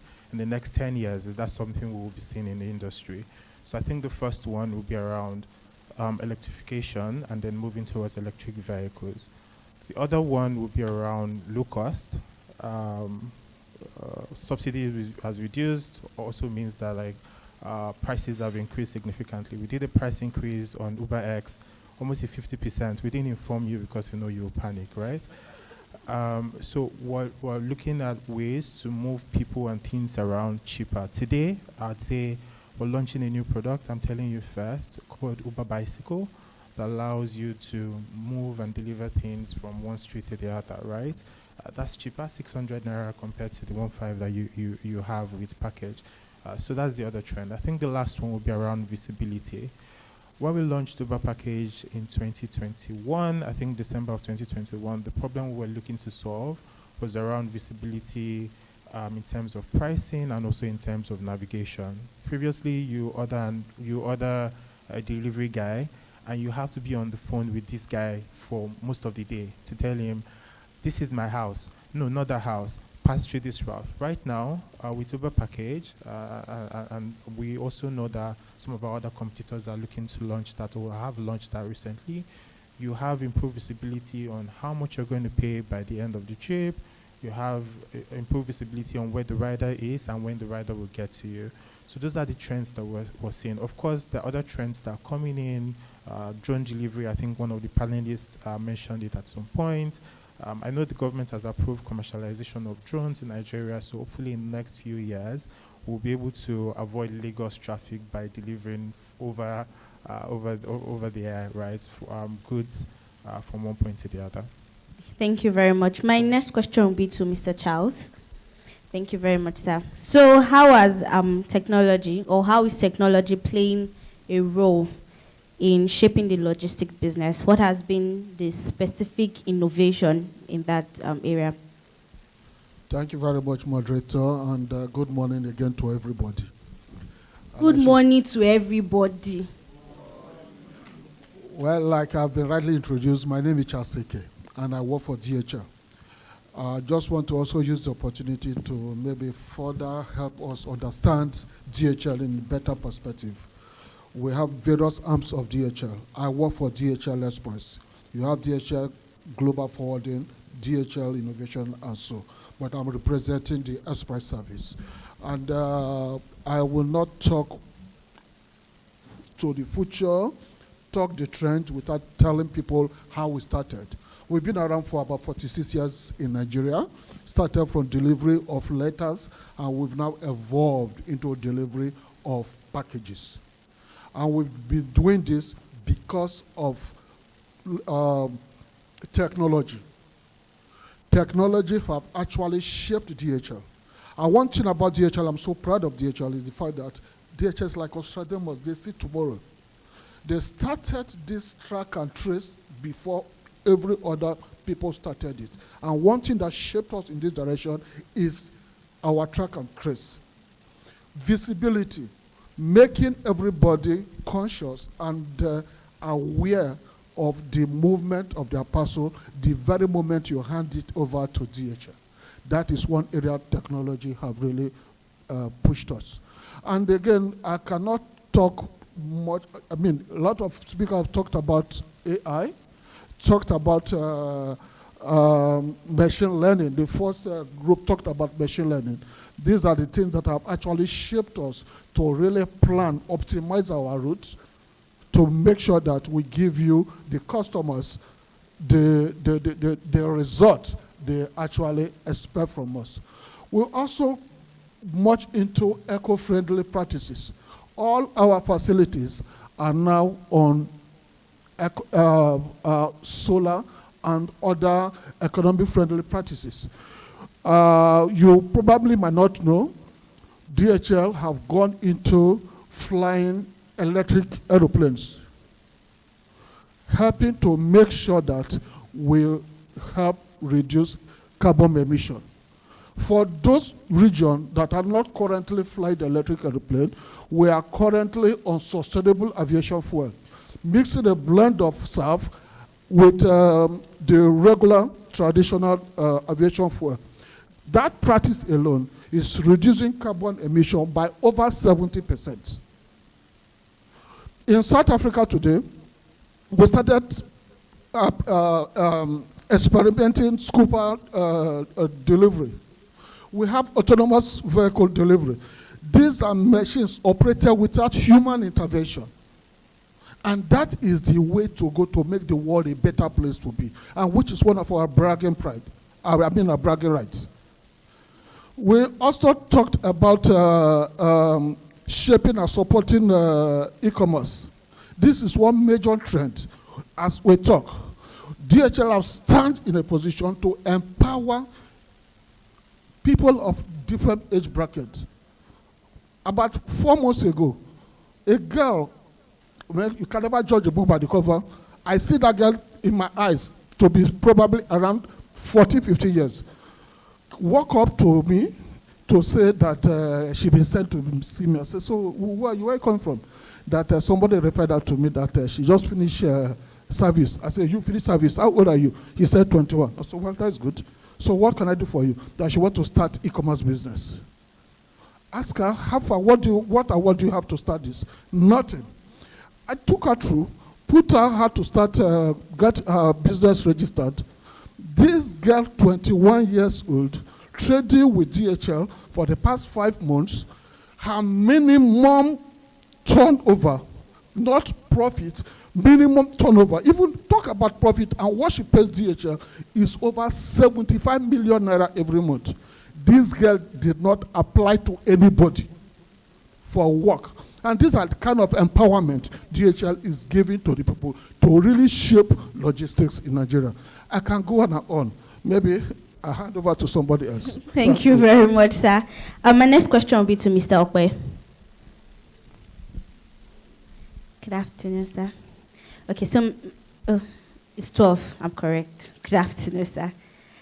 So my next question, you are into e-commerce, not specifically other things, but what has been the particular thing that has driven your success so far in terms of technology? What is that one thing that has driven success for you in Rwanda, Africa? Okay, thanks. So, well, we're not into e-commerce. We actually provide the infrastructure that powers e-commerce and other sectors. So the entire fulfillment infrastructure. And I think for us, we're quite different. We use a similar model that the like Uber and Bolt use. We also asset light. So all our drivers are third party. We have over 1,000 drivers driving on our platform, like delivering goods for e-commerce businesses, FMCGs, manufacturers, etc. But I think the most important thing right now for a lot, because I mean we deal a lot with enterprise customers, right? So we don't deal with SMEs, we don't deal with small businesses. Our focus is really around how do we empower the enterprise businesses to actually grow, right? So a lot of e-commerce guys, the big B2B and B2C guys sit on our infrastructure. I think when we talk to our customers, there are some critical issues that they have. One, right now, everybody is shouting cost optimization, right? Because again, this year, I remember last year, towards the end of last year, we had a situation where a lot of our customers were growing very quickly, right? We were being overwhelmed with orders that we couldn't even fulfill on a day-to-day basis. That was around November, December. And then January comes, everybody was expecting a growth in 2023, and then January comes and the government says, there's no cash in the system. And of course, e-commerce is driven mostly by cash collection, or cash on delivery rather, right? And also, general commerce is driven by cash. And they find out that orders drop in the entire, commerce system. So while people are dealing with that, then you have issues where the government comes in and the first thing they say is we're removing subsidy, right? And again, that also affects transportation. So what happens is our drivers are requesting for more, right? And we as a business, we can't directly push that to our customers and say, oh, because our drivers are asking for 50% increase in their own fees, our customers should pay 50%. So one of the things you're battling with right now, like Toto rightly said, is cost optimization for your customers. How do you manage the increase in the cost of running the service? So that's off technology. So that's one of the major issues we faced this year. But in terms of technology, for us, there are 3 things that we try to achieve. One is visibility, right? We want to ensure that our customers have visibility across every one of our touch points. So for example, customers that are storing with us across our storage centers, we want to ensure that they can see what they're storing with us, how much inventory they have across all our storage centers, how much orders are being processed at a time. Deliveries. Topper mentioned real-time visibility. That's something that we've also implemented on our platform, because we know that, for example, if you're doing long haul, for example, you want to know where your truck is at every time. So we are trying to see how we can implement that, because you have issues of diversion, issues of damages, issue of losses, which I've mentioned already. So visibility is important for us. So we're trying to increase that. How do you ensure that your customers know where their goods are at every time? That's one. 2 is automation. Somebody mentioned AI. You want to ensure that as much as possible, there's minimal, human effort across all your value offerings, right? So how do you automate all your processes? How do you ensure that, the way orders are being, the way route route planning is done, right? The way inventory management is done, how do you ensure that it's being automated, right? It just makes life easier for you and your customers as well. And then optimization, right? How do you do the things you're doing? How do you do it faster? And these are the things that technology really, really helps our customer to do. We want to ensure that they can do things faster, they can do things, with minimal human input, and most importantly, they can do things with clear visibility. And I think what is also critical for our customers is data, which I haven't heard a lot of people talk about a lot. customers want to use data for intelligence. For example, if you're using Render to fulfill your orders, we want to help you to know where your largest customers are, where your largest fulfillments are, where are your, which area are you getting low sales orders this month through our platform. So we want to give you a lot of insights into your data on a daily basis, not just using us for deliveries or fulfillment, but also giving you access to critical data that can help you as a business to make better decisions. Like we mentioned, the businesses are struggling right now. So the question is, even when you're building tech platform, apart from the services on those platforms, how are you ensuring that the data that you are collecting for your customers, you're actually enabling them to make better decisions? So those are the things that we are looking at in terms of technology and how we're supporting our customers. Thank you. Very insightful. My next question will be to Mr. Yaya. Good afternoon, sir. Afternoon. So I would like to make a quick correction. My name is Joseph. I'm here to represent Yaya. Okay. And I'm the fleet operations manager for both Nigeria. I'm sorry about that. So Mr. Yaya Joseph sends his greetings. Okay, that's fine. Thank you, sir. Mr. Joseph. Right. Yes, please. Okay. So given that Nigeria is a very dynamic country, and when I'm talking about that part, I'm talking about how we tend to react to things. And given the recent setbacks that have been mentioned, and in both, how have you been able to use technology, or have you been able to use technology to solve the problem? Thank you. Yes, to a great extent. I would speak particularly to data. Data has been very instrumental in helping us navigate this troubled waters or troubled times, right? So we are very big on data at Bolt. And when all of this was about to hit, of course, a couple of us had hints. It was out there that this was going to happen, particularly with the fuel. So, of course, we had prepared a couple of things to actually help mitigate and prevent particularly our driver partners from suffering from this heat. However, by the time the actual event happened, it was really way more than many of us had actually expected. But data had really helped us to better optimize pricing, earnings, and even visibility of what these drivers would take home eventually. If a couple of us are following, I know that Bolt had to do a couple of price review within a short period of time, just to ensure that our drivers earn better. Also, data had helped us understand that it's better to have various classes of offerings to different riders. Hence why we were able to launch an economy category, which will make even our riders who cannot afford this price increase have access to better earnings. We've also been able to support our driver partners in various ways in terms of provision of vehicles, as well as support in terms of operational cost. We know all of these are becoming very tough. Cost of vehicles are rising. Custom duties are also growing higher. So it's becoming tougher and tougher for partners to actually switch and replace these vehicles. But Bolt as a brand has worked earnestly to actually support and currently collaborating with different partners to provide this, and data has been a very key structure for us in terms of technology for that. Okay, thank you. Mr. Okpe, yes, I have a question for you. So my question will be, how has the private-public, how would I put it?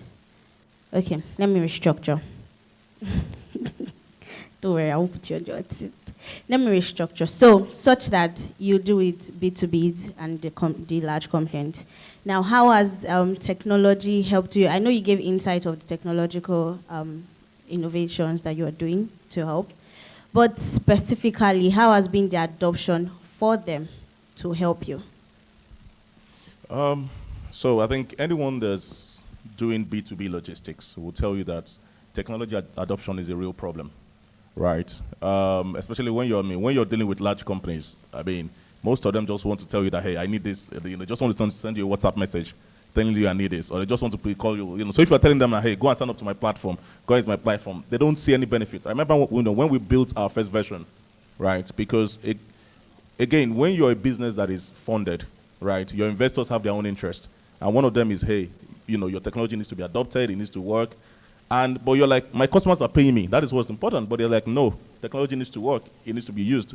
But customers are like, this is not, some of our customers even have their own technology, which is even more robust. And they're saying, why do we need yours, right? So we did months of what we call customer discovery calls, which is when we start asking customers, say, you know what is it that you actually need? Okay, what can we put on a platform that will actually make you come and use it?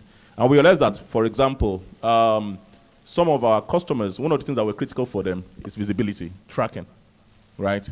So they were saying, hey, we are losing goods, we are losing trucks. If you can solve this tracking issue for me, right, then, that will set you apart. So we started, doing a lot of innovation around the tracking, right, using both manpower and technology, together, because again, it's not just technology alone. So, and that's the problem we're still solving. And we realized that by doing that, we're able to attract some people. They might not sign up, but you know that they're going to use your platform to track. Because if you know that I'm moving, let's say, 10 vehicles for you at the moment, and tracking is important, you're going to come on my platform, because that's the only way you can track those goods. So what we did was, for some people, it's data, right? So if I know that my platform has the critical data that you need, and you can use my platform to maybe to manage those data to help your business, like I mentioned before, you will come on my platform. So what we realize is it's less about you trying to sell a technology solution to those customers and saying, come and use my platform. It's more about you saying, hey, what is it that you need that is important to you? So if I put it on my platform, I know that you would definitely have to come on that platform. I might have to sign you up, but you would definitely come and use it at some point. Right? So adoption is not for our own kind of customers anyway. Adoption is less about how do you get people to sign up to your platform. Adoption is more about how do you keep on learning what is important to those kind of customers, and how do you ensure that you integrate that into your platform so that they will be forced to come in to use it, right? So that's what we've learned, and that's what we're doing as a business. Okay, thank you very much. Mr. Tokbe. So for Uber, how are the drivers? Well, drivers are very dynamic, and I think that anybody that sits on that wheel, you're a different kind of person, especially in Lagos. Now, how is technology helping drivers in Uber? How has he helped them in terms of their speed, their turnaround time, or the way they interact with people, or the whole efficiency as a whole? How has technology specifically for the drivers? Okay. Technology will help in terms of pricing, will help in terms of efficiency, and I would shed more light into this. In terms of pricing, there's something that we have, like in all of the cities that we operate in today, that we call surge. I'm sure you know it, right?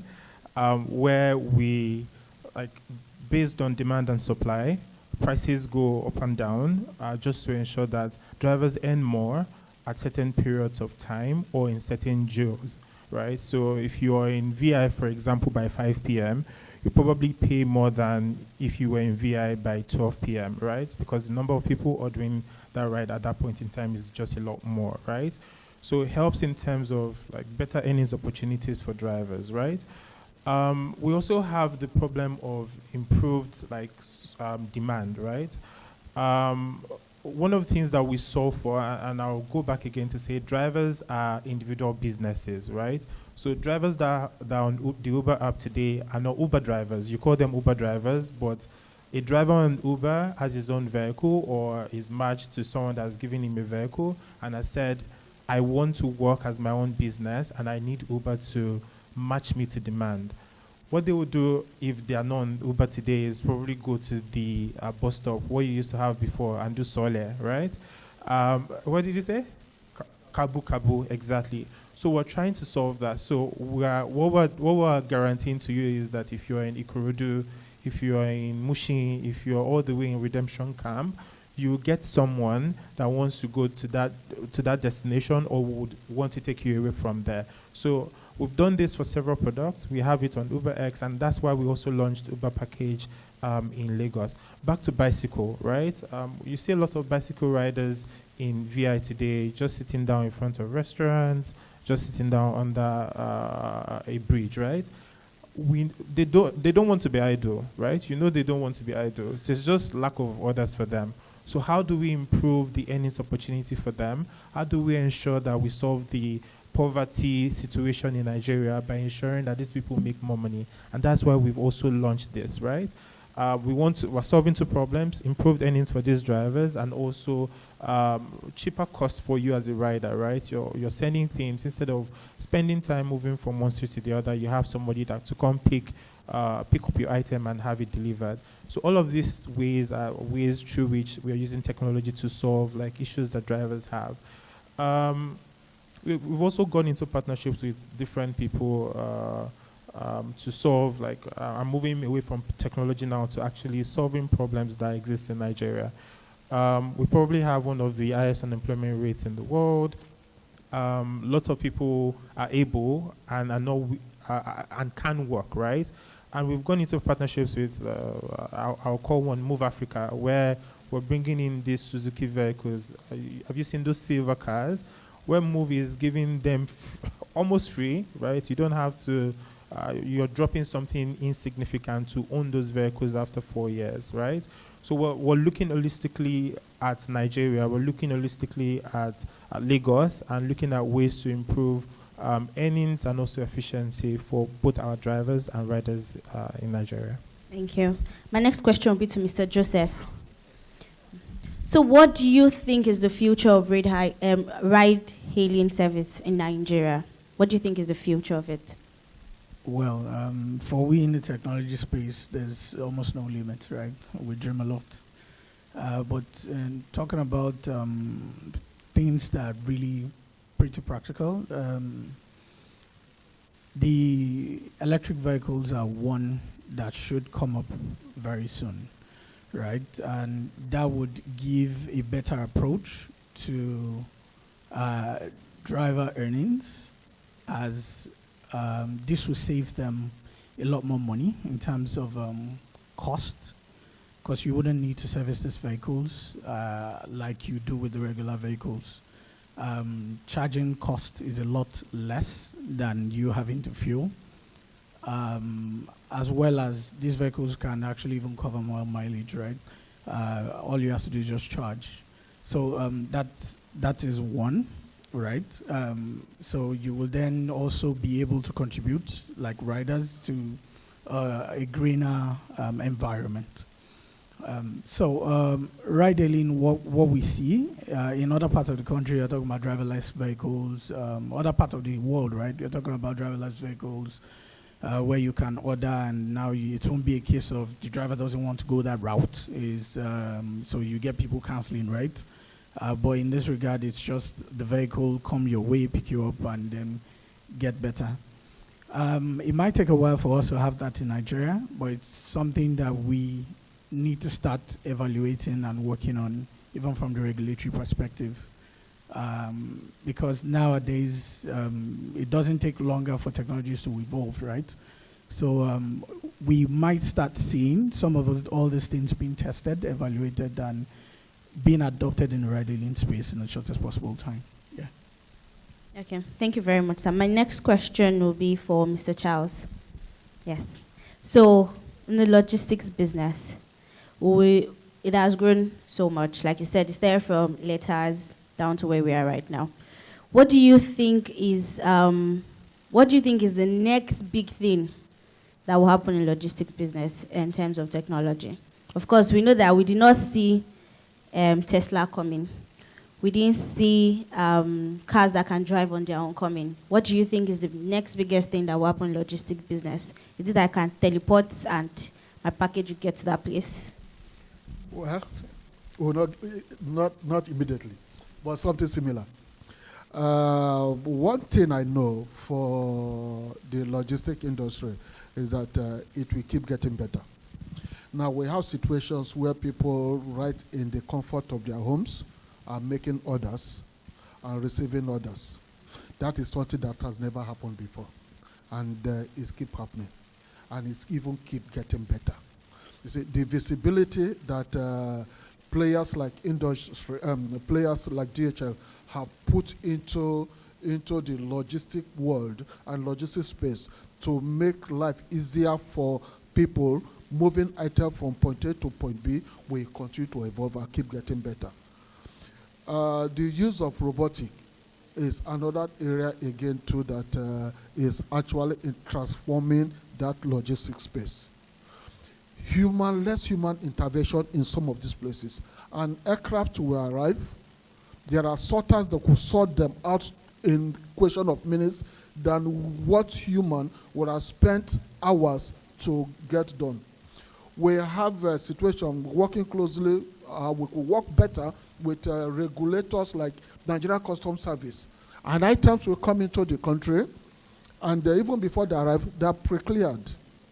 But because of some bottleneck, we are yet to get that point very well, where on arrival, because it's been cleared on before arriving, and we get it across to those that need it. I think there still might have to be some more collaboration between DHL and the regulators to make sure that we facilitate the ease of doing business and also make life easier and better for those that are dependent on logistic operators to make things better for them.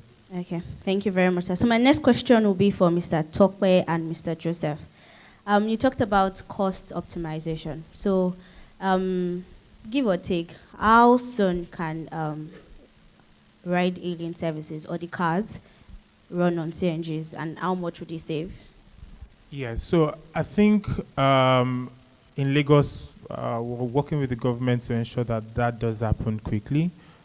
Today, as it stands, we don't have the infrastructure for it, right? I think there are just 4 or 5 dispensing stations in Nigeria, right? But we're active in that space. We're talking to all of the stakeholders there, a lot of oil servicing firms that I wouldn't mention to help like increase the dispensary around Lagos.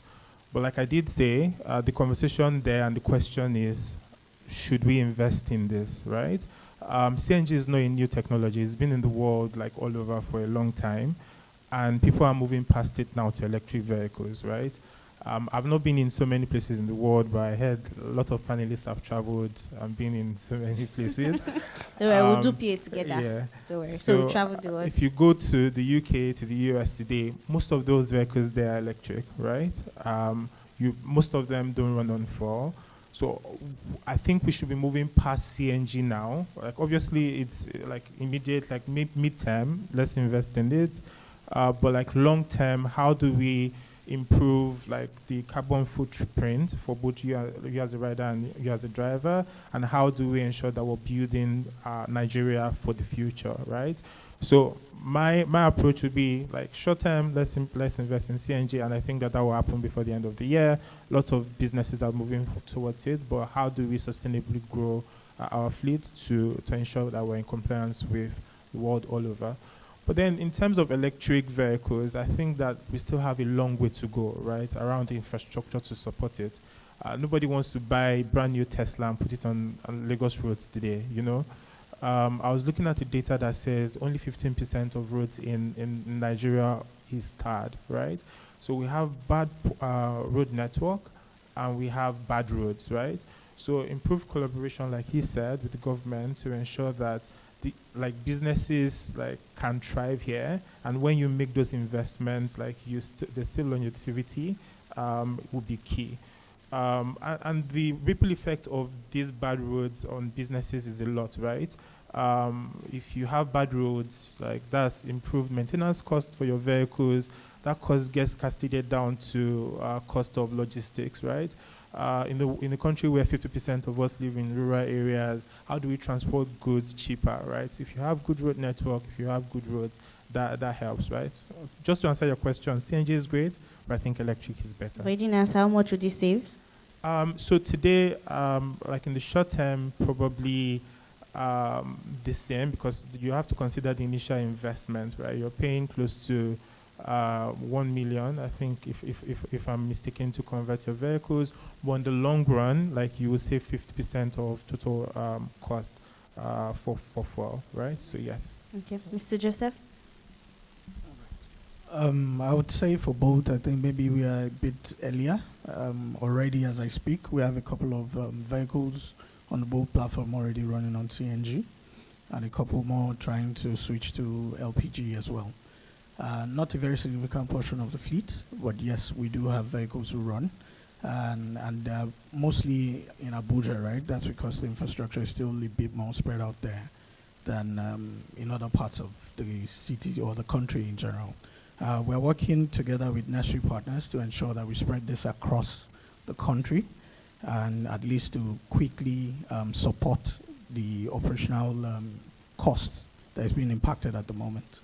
But like my partner rightly said, EVs are the way to go. For now, CNGs would only be short-term effects.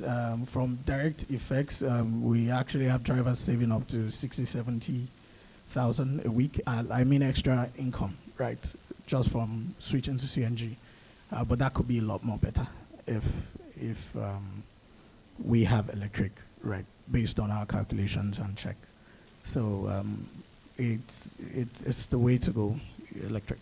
Yeah. Okay, thank you very much, sir. My next question will be to Mr. Okwe. So you talked about using data and to help your customers. And I know that data is such a big thing in Nigeria. We actually don't have data. Now, first, how do you acquire the data? 2, how do you then use data, the data you have or the data you acquire, to solve the problem for your customers in terms of technology? So for us, like you said, external data is nearly impossible, but having traded for over 2 years now, we have a lot of historical data. So on our platform, we have all the data. We've served over 50,000. For example, for some of our e-commerce customers, we've helped them to serve over 50,000 retailers, right, across Lagos, Ibadan, probably Abuja, right? So we can tell where most of the orders have gone to. We can tell who has been, reordering over and over because we are the one delivering these orders, right? So if Yasule has been ordering 10 times in a month, we can tell you Yasule is your highest, what's it called, customer or, whatever in this month, in this area, right? What that also means is that as a business, if you can share those information with you, because again, we are relying on our own historical data within our platform, right? So what that means is that by sharing that with you, we might not have a strong platform. It means that you can look at, okay, now, for me to be able to optimize my business, where do I need to pay more attention? Because if, for example, in Lagos, 60% of my orders are coming from this particular location, so it means that maybe I need to then pay, spend more on this area, right? So maybe there's more demand that, from this area. So it means that even I can think about how to optimize my logistic cost, right? So rather than spending myself across board and then spending so much on logistics and not getting so much in different areas, I can show you that this area is where you need to concentrate on more. You can drive more demand here. Again, it means that the more orders you're pushing out, the less your logistic cost is. Then, the more you can load out a particular van. So as if even asset utilization becomes a lot more better in a particular area, right? So for us, it's about using our historical data. But for every customer, what we've done is still something we're improving, to be honest. It's very much about, hey, we can't do anything about the cost of fuel. But what we can do is to ensure that, hey, if a customer loads out, for example, value per, for example, if you load out a van on my platform, right, I want to ensure that, if you're paying me, let's say 20,000, I want to ensure that I'm loading you out the maximum amount I can load out in terms of value of goods, let's say 1 million, 1.5 million. So it means that the amount you're paying me is not significant compared to the amount you're loading out, if that makes sense, right? So we want to ensure that our customers are making more, rather than trying, because we can't do anything about the cost of fuel, but we can ensure that you're making more money so that the cost you're spending is not, compared to the cost of your of the goods you're selling. Okay. So that's how we use the data today. Still on you. So what do you think is the future? Honestly, I think for me, if I'm thinking about the future of logistics, I'm thinking about how do you use data to drive sustainability? Sorry, how do you use technology to drive sustainability, rather? Yes, we can buy the vehicles. Yes, we can have the charging points. But how do you use technology to actually drive that system? So, for example, Tayo mentioned carbon emission. How do I use my technology platform to start helping my customers to measure how much carbon is being emitted, right, by transporting with me, right? So by the time I now bring in electric vehicles, I can start showing you the difference between, how much carbon we are emitting and how much carbon, you understand? So there's something called carbon calculator, which is where you can literally calculate how much carbon is being done per trip. So, but again, we're still far from this because we don't have the infrastructure to drive it. We don't have the vehicles on ground yet. But I think as a country, like you said, gas is nice, but when you start, even in Kenya, we've launched in Kenya, and I think Uber in Kenya, I think they're already using electric bikes, right? And Kenya, the hotel I stay in Kenya, or not even a hotel, apartment that I stay in Kenya, downstairs there's a charging station or charging ports where you can literally bring your electric vehicle and charge it in an apartment. So Kenya has gone far in terms of electrification and all these things that we're talking about here. So I think, yes, gas is nice, but I think the world has really gone beyond that, and that's what I'm talking about, sustainability. And how do we bring in the infrastructure, but most importantly, how do we have the technology that enables, the entire infrastructure to work, right? So I don't think it should be a conversation of the future anymore. I think it should be a conversation, but we can't do it on our own, right? We can't build charging stations across Nigeria on our own, right? I know that Sterling Bank and some people are doing it, but I think the more people come together to do stuff like that, then you encourage more people to bring in infrastructure. So that's okay, Mr. Tokwe, do you think that we can walk into the shoes of the future of technology in terms of ride-hailing service? Just to understand your question, you're thinking about. Okay, so like you mentioned, Kenya has started using the charging port. Yeah. Other countries, before we started using 5G, they're already using 5G. So do you think that we can ever match up? Yes. Do I think we can match up? Yes, right? So I think Kenya is way ahead of us because they have the enabling environment, right? Power is not an issue. I would argue that, like, in my own house, I probably have less than 5-6 hours of power each day. I have to use a generator, right? So if you're thinking about electric vehicles, like, power shouldn't be an issue. They have good road networks, like we don't. So I think that, like, the government, like one of the panelists said earlier, is already making moves to solve some of these fundamental problems. But I think that once we have all of those solved, like, businesses will spring up and create the infrastructure, like charging points, like bringing in new vehicles to enable us step into that future rapidly, right? But do I think it's doable? Yes, I think it is. Thank you very much. Yes, over to you, sir. So I know that DHL is not just here; it's global. What do you think is the disparity between the Nigerian market and the global market in terms of logistics? When you look at technology, of course, I know they've gone way ahead, but what do you think are the loopholes for Nigeria to fill in to match up? Yeah, one of those things that readily comes to mind is maybe from where we are coming from. I know we are actually trying to bridge the gap, is the gap between the techie world and those that are struggling to join that techie world. I know that from my own operational point of view, I could say quite a lot of older people struggling to get involved and partake in plug into our digital platform. Is actually affected, and this is not what is this is not what plays out in the outside world. Okay, so that gap alone is something that is really setting us apart from the Western world. But like I said, we're getting better. Okay, I know that for the young folks, it is top pam pam pam we're done, but getting this older generation to key into this new technology to make it easier for everybody is struggling. Some people will come, say, do it for me. But the system will not ordinarily allow us to do it for them. It is do it yourself. Somebody will want to schedule a pickup from London to Nigeria. He's telling me, do it for me. These are things you should ordinarily do it on your own. But the young chaps, yeah, they're doing quite well. I know it's a phase. This phase will pass away, and the new phase will come up, and probably by then we'll match up to the global and we'll all play on the same level.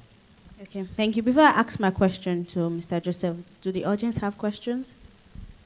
Okay, I know that we're going to have multiple hands here. Please, let's note that we have last mile and we can also direct questions to them. Okay, that's number 1. Who else? Number 2, number 3. Who else? Number 4. Who else? I have just one more chance. Okay, go on. Mr. Joseph. Now, for both, what do you think technology is doing the most to help you?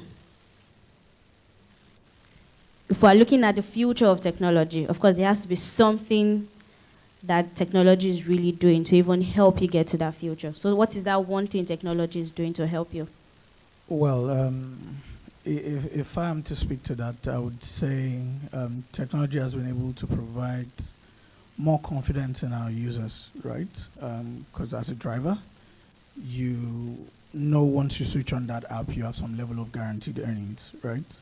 And you have visibility on what you've earned, details of what your day had been, and you should be able to use that to plan, do some level of planning in your entire project, right?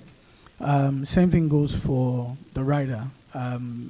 It helps us give confidence to you that we will help you solve that problem of transporting yourself from point A to point B without stress, without having safety concerns, right? We've launched quite a number of safety features on the app that gives a lot more confidence to both the rider and the driver, where you could even share details of your trip real time, and your friends and family could actually follow you on that trip. Also, technology has been able to help in terms of cost savings. For example, before now, one of the problems driver used to have is they will always have to recharge to make calls to riders, right? We've been able to build into our app a feature that just helps you call online, right? It's just an online call and then it goes through and you are able to reach. That way drivers are able to save costs. So in general, right, technology has been able to provide a lot more confidence to our users, and this has helped us grow over the years in Nigeria. Okay, over to the audience.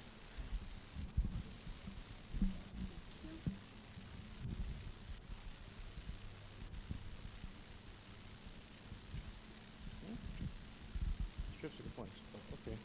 There are many points. Good morning. Good afternoon, sorry. So you guys have spoken a lot, so I have questions for everybody. Mr. Charles, track and trace. You know that your system is only as good as how it's being used. You like it and you talk about it because manually it's done well. But if anything happens manually, it fails. So the question is, what are you doing to automate that with technology, with AI? How are you going to do that? To make sure that it's automated all the way. I use DHL, I love DHL, but I want to take you on that. Then, surge is not fair. And that is where your competitors will get you. Because why would I pay so much? Because it's late. Somebody will do that. Then, okay, last question is for Joseph and Tokwe also. Receiving payments, your drivers are having a very hectic time receiving payments. Are you guys waiting for fintechs to approach you to integrate into your system to get better payments, or you are taking proactive steps to actually look for those fintechs that do it very well to integrate? Thank you. Okay. Thank you very much in the first place for using DHL. And because you use DHL, that is how you come to know about track and trace. So having said that, if you've been a long-term user of DHL, you see where we are coming from, this track and trace technology. One thing that we've done and we're doing very well now is that in seconds, you could get information on your item when picked up and when delivered. You see this courier that makes this delivery for you. Before now, when we deliver, we give you biro to write your name, signature, and date. It doesn't happen again. Real-time tracking and tracing. The moment the item is handed over to you, you are signing over that digital gadget they have in their hand, and that same hour, that same minute, that same second is uploaded into the network. Anybody, anywhere could have real-time visibility of your item. And this is how it goes. And I tell you, it will continue to get better. There's something we call ProView. ProView will actually, if you are a relationship customer of DHL, you can be set up on ProView that will give you the history from pickup as a transit, the entire process until it gets to you. These are the things that are evolving and will continue to keep getting better. Thank you very much. Thank you very much. So in terms of surge, is just basic economics, right? Demand, supply, right? So imagine you had 10 riders in this room and they all want to leave here now, right? You have one driver outside. 10 riders are making the request at the same time and they all want to get that one driver, right? Who should get the ride? Right? Exactly. So what we're trying to do is optimize. We're looking at the price sensitivity of riders, right? If it's very urgent for you, then you should be willing to pay more to get that driver, right? What we're also doing for the driver is to ensure that you don't lose any opportunity, right? And you're also earning more for this particular for this particular trip at this peak period that you're getting a request, right? So we're constantly working on it. It's a surge algorithm to ensure that like it works better for all our riders. We have different algorithms in different cities just to ensure that it does favor the riders, right? But I would say that overall our pricing is fair. I would argue it's probably one of the cheapest in Lagos today, right? Quote me anywhere. Do I have a yes in the house? Yes. So we have one of the cheapest products there. Last year, like I said, we launched Uber Go with those small kuropes that you've seen, and the prices, like I would say that like just give me.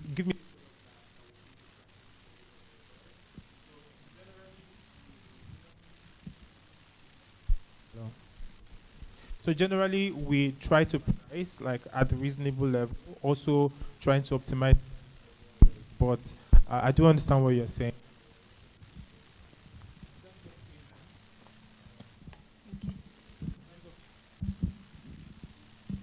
In terms of payment, we're working with different partners to optimize and improve the speed at which we get funds to drivers.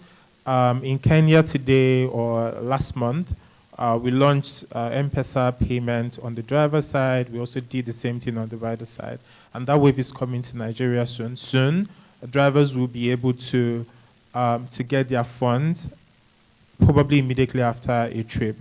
I think one of the biggest challenges we've had in Nigeria over the last few years is around fraud. Like, so we have to ensure that drivers, like if you're in the fintech space, you would understand me better. People doing fraud and cashing that out. So we want to ensure that our fraud rules are robust, to ensure that we sieve out those bad actors and ensure that legitimate drivers actually get their funds when they need it. Thanks. All right.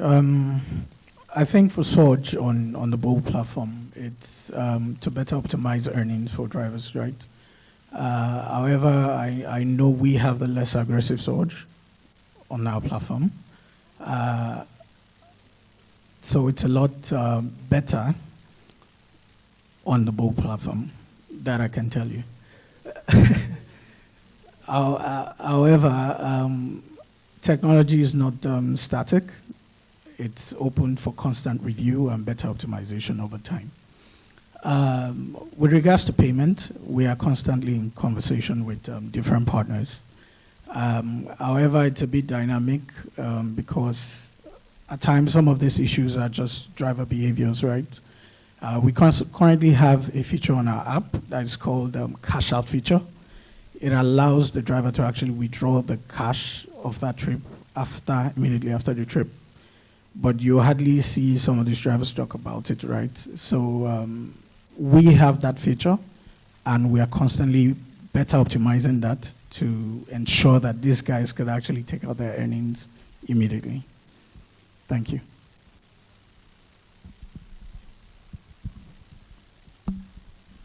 Thank you. My question is for Uber and Bolt and then Lasma. For Uber and Bolt, how do you manage driver attitude and reviews? I mean, you get in this vehicle sometimes and you find very, very terrible attitudes by drivers. And then when you make reports, take for instance via Twitter or something, you barely get anything from both of you. Second question for Uber and Bolt is, are you biased with expansion? By that I mean, I can jump in Uber or Bolt from here to Ibejuleki, but I can't jump in Uber and Bolt from here to Badagry. So are you biased with expansion too? People over there will also I am from Badagry originally, but I live in Ikoyi. So I know that my people sometimes will want to use these services too. For LASMA, if we begin to talk LASMA matter, I won't get out of here today. But, you know, since the doctor is here, I'm assuming he's one of the high-ranking officers there. How do you gauge the character formation of your officers, you know, and then the informal taxes that you collect, where do they go to? I'm asking this question because it's bothering me, right? My office is in Ikoyi, Glover Road. 2 weeks ago, your guys came in there and they moved every vehicle parked. If your vehicle is parked right in front of your office, they moved those vehicles and towed them away. But guess what? One guy was there and he was shouting, "This car is for Bode George, this car is for Bode George." No LASMA officer touched that vehicle because it was for Bode George. So how do you gauge the character formation of your officers and those who are in training? How do you, I don't know, is there ongoing formation? And then the informal taxes that you pick and collect on the road, where do they go to? Thank you very much. So for Uber, quality is very important for us, right? Today we have something called that we call community guidelines that guides like the interactions between both you as a rider and the driver, right? Informs how you're supposed to behave to the driver and also informs how the driver should behave to you and to other road users. And Uber can be very ruthless in the execution of that community guidelines, right? So if you as a rider have a negative experience with a driver, I'd say it's good to call us out on social media. We would always respond, but please just make a report in app about that trip. There's somebody looking at every report you make on the Uber app 24/7, right? In the world where you don't want to do that and you're stressed, while the trip is ongoing, we have 2 features that can help to improve like the feedback you give to us and also improve your safety. The first one we call audio recording, right? Say the driver is being verbally abusive, you can record that call and make that request to us, right?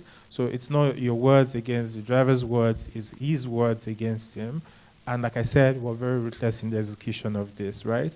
If there's a bad interaction between a driver and a rider, we don't want it to happen to any other rider, so we take that very seriously.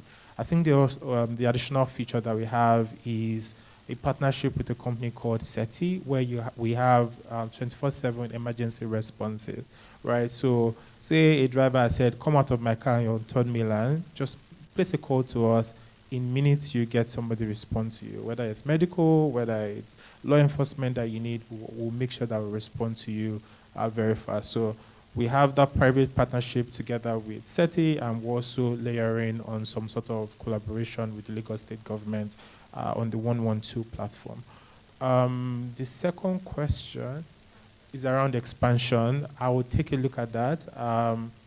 So typically, we're everywhere in Lagos, right? So I will be very surprised if you get a ride to Badagry or you can't get a ride to Badagry. So after this event, I'll go look at that, right? Thank you very much for pointing that out. All right. For both, right, we take reports seriously. I can assure you that we have a very, very fast response time to rider complaints. However, what I would point out is what you don't get is what we did to the driver, right? Which is usually what people always want. I want to hear what happened to the person. And that's not an information we often share, right?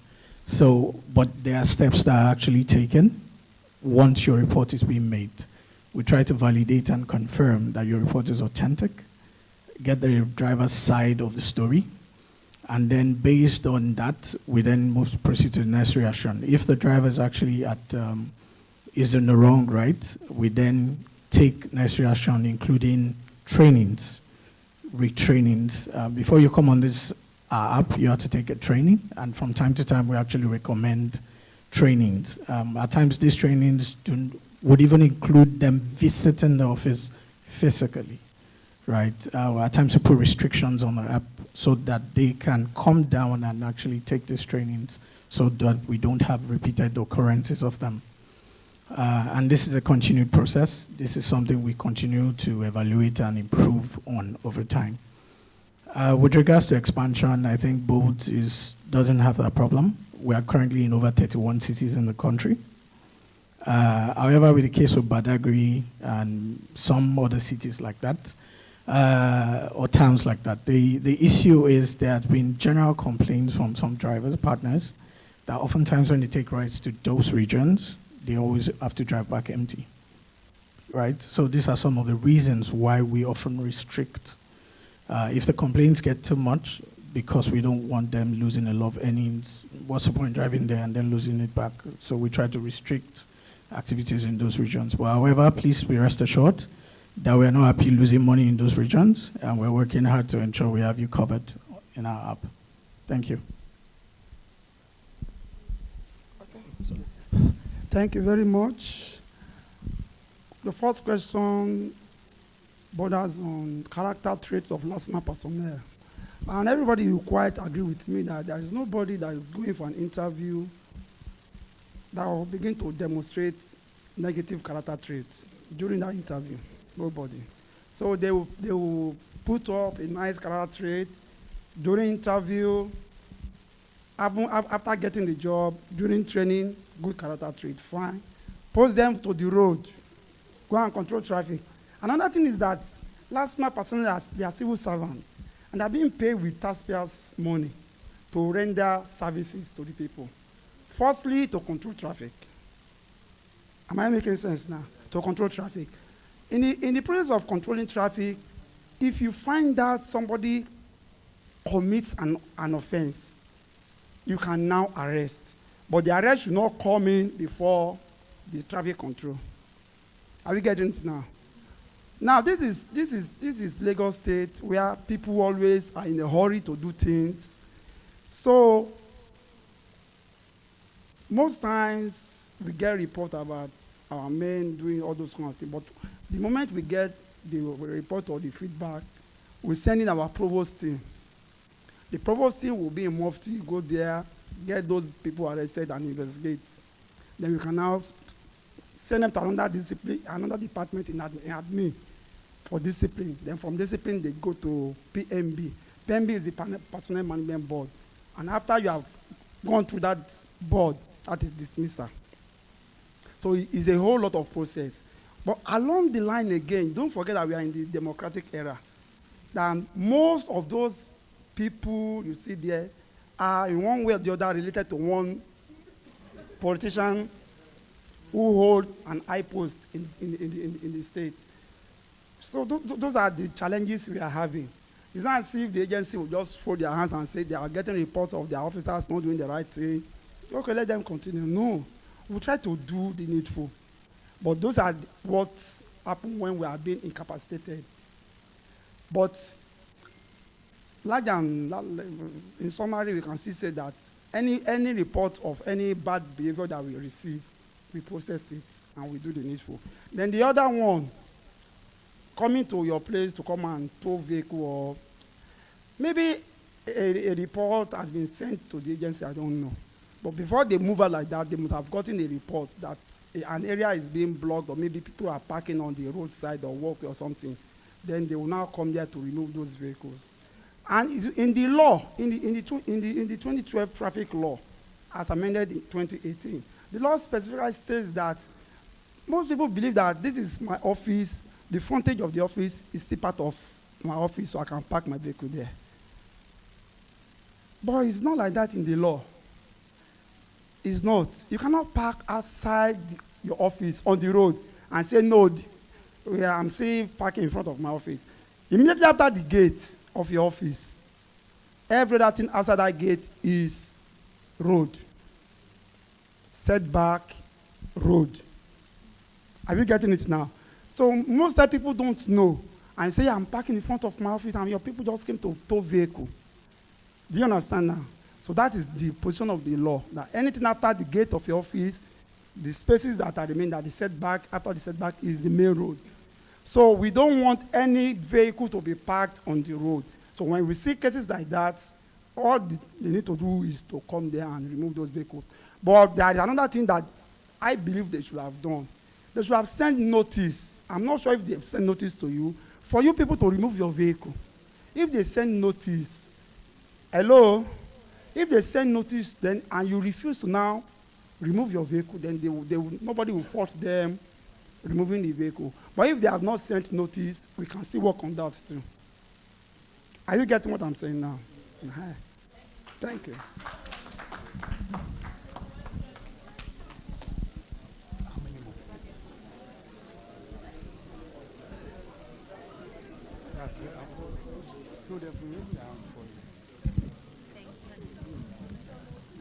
Sorry, before you ask your question, now there are plenty questions to be asked, but we cannot sleep here.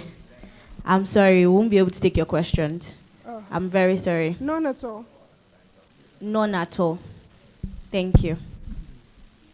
The third question, please. Someone raised his hand over there. Is over. Oh, okay, go ahead, ma. Okay, good morning. Good afternoon, ma. Oh, good afternoon, sorry. Good afternoon, LASMA official. Thank you for the work you do. I just wanted to confirm something. Do the LASMA officials work together with the task force, the police? Because I saw an incident that happened on Ikorodu Road some weeks ago. So there was like traffic on Ikorodu Road. So there were some task force people directing some cars to go in through the BRT lane. I was driving behind, I was seeing them, and I saw that the cars were refusing to go through the BRT lane. So there was one car that went through the BRT lane. And when I got to the front of the traffic, thank God I didn't go. LASMA had arrested the car. And the guy was trying to explain that it was the task force at the back that told him. I wound down to say they told him to pass there, but they didn't answer me, and I didn't wait to see what happened. But I'm trying to understand what that was about. Thank you.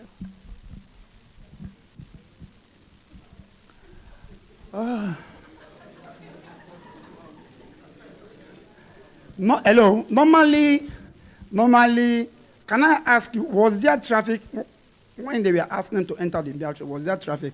There was traffic. Okay. In traffic, hello, no problem. In traffic management, if there is traffic, you can say, okay, to relieve the stress of people, to be driving 7 hours in the service, okay, pass everybody to enter the BRT and just let us just free and let everybody just go. But the thing is, you know that the LASMA personnel on the other end might not know. I'm not defending them now. Hello? You know, she said a LASMA personnel saw them on the other side, who might have not known that the person that was driving on the BRT corridor was being asked to enter the corridor by task force or policemen. He might not have known. You get it now? So it is now left for the man to explain.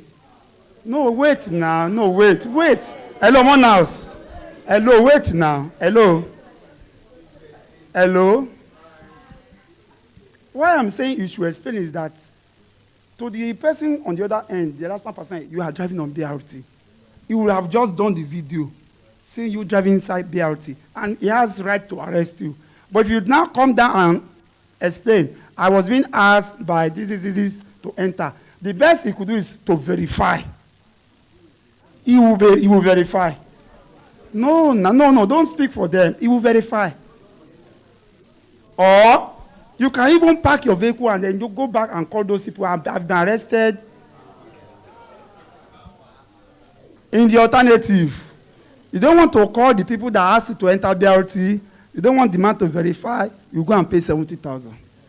So you now choose. You make a choice. I'm telling you the truth. Hello? The thing is, most times we, the drivers, we are the ones that always give the LASMA opportunity to extort us. Why? What is the reason? Let me just explain. I train drivers a lot. I train Zenith Bank, all drivers in Zenith Bank. I train Dangote. I train drivers a lot. Are you getting it? Now, when you are driving your vehicle, and that's why all of us, we have smartphones, and LASMA said you have parked in a place that is obstructing other vehicle on that road, and you are sure you have not parked there. What do? You do your own video. They will, no. You are always assuming. You do your own video. Hello, 1 house now, please. I tell people that for us to correct excesses of LASMA or the police, we need to make some sacrifice on our own part. That is the truth. We want to make sacrifice. For us in the office, we go out most times, we see what happens. So even when our officers are lying against you, we know. So we just release the vehicle and we now sanction them when you have gone. We may not be sanctioning them in your presence so that they won't say, but they will release your vehicle. The person that is doing the wrong thing will be thoroughly sanctioned. You may not know, but that is what we do. So what I'm saying is that most times don't always agree. Hey, let me quickly, I'm going for a wedding. I'm late. Oh yeah, how much is the thing? The person is saying, for an offense of 20,000, he's saying your offense is 70,000. You too, you are ignorant of the traffic law. You don't know the offense and the penalties. So just say, oh, please, manage this one. Manage 20,000. You give the person, it takes today, takes tomorrow, takes next tomorrow. It will continue like that until he will now meet his Waterloo. So what am I saying? We have seen cases where people will come to our office and say, I'm not going to bribe. Tell me my offense. There is a video that went viral. The guy wrote a petition to the permanent secretary.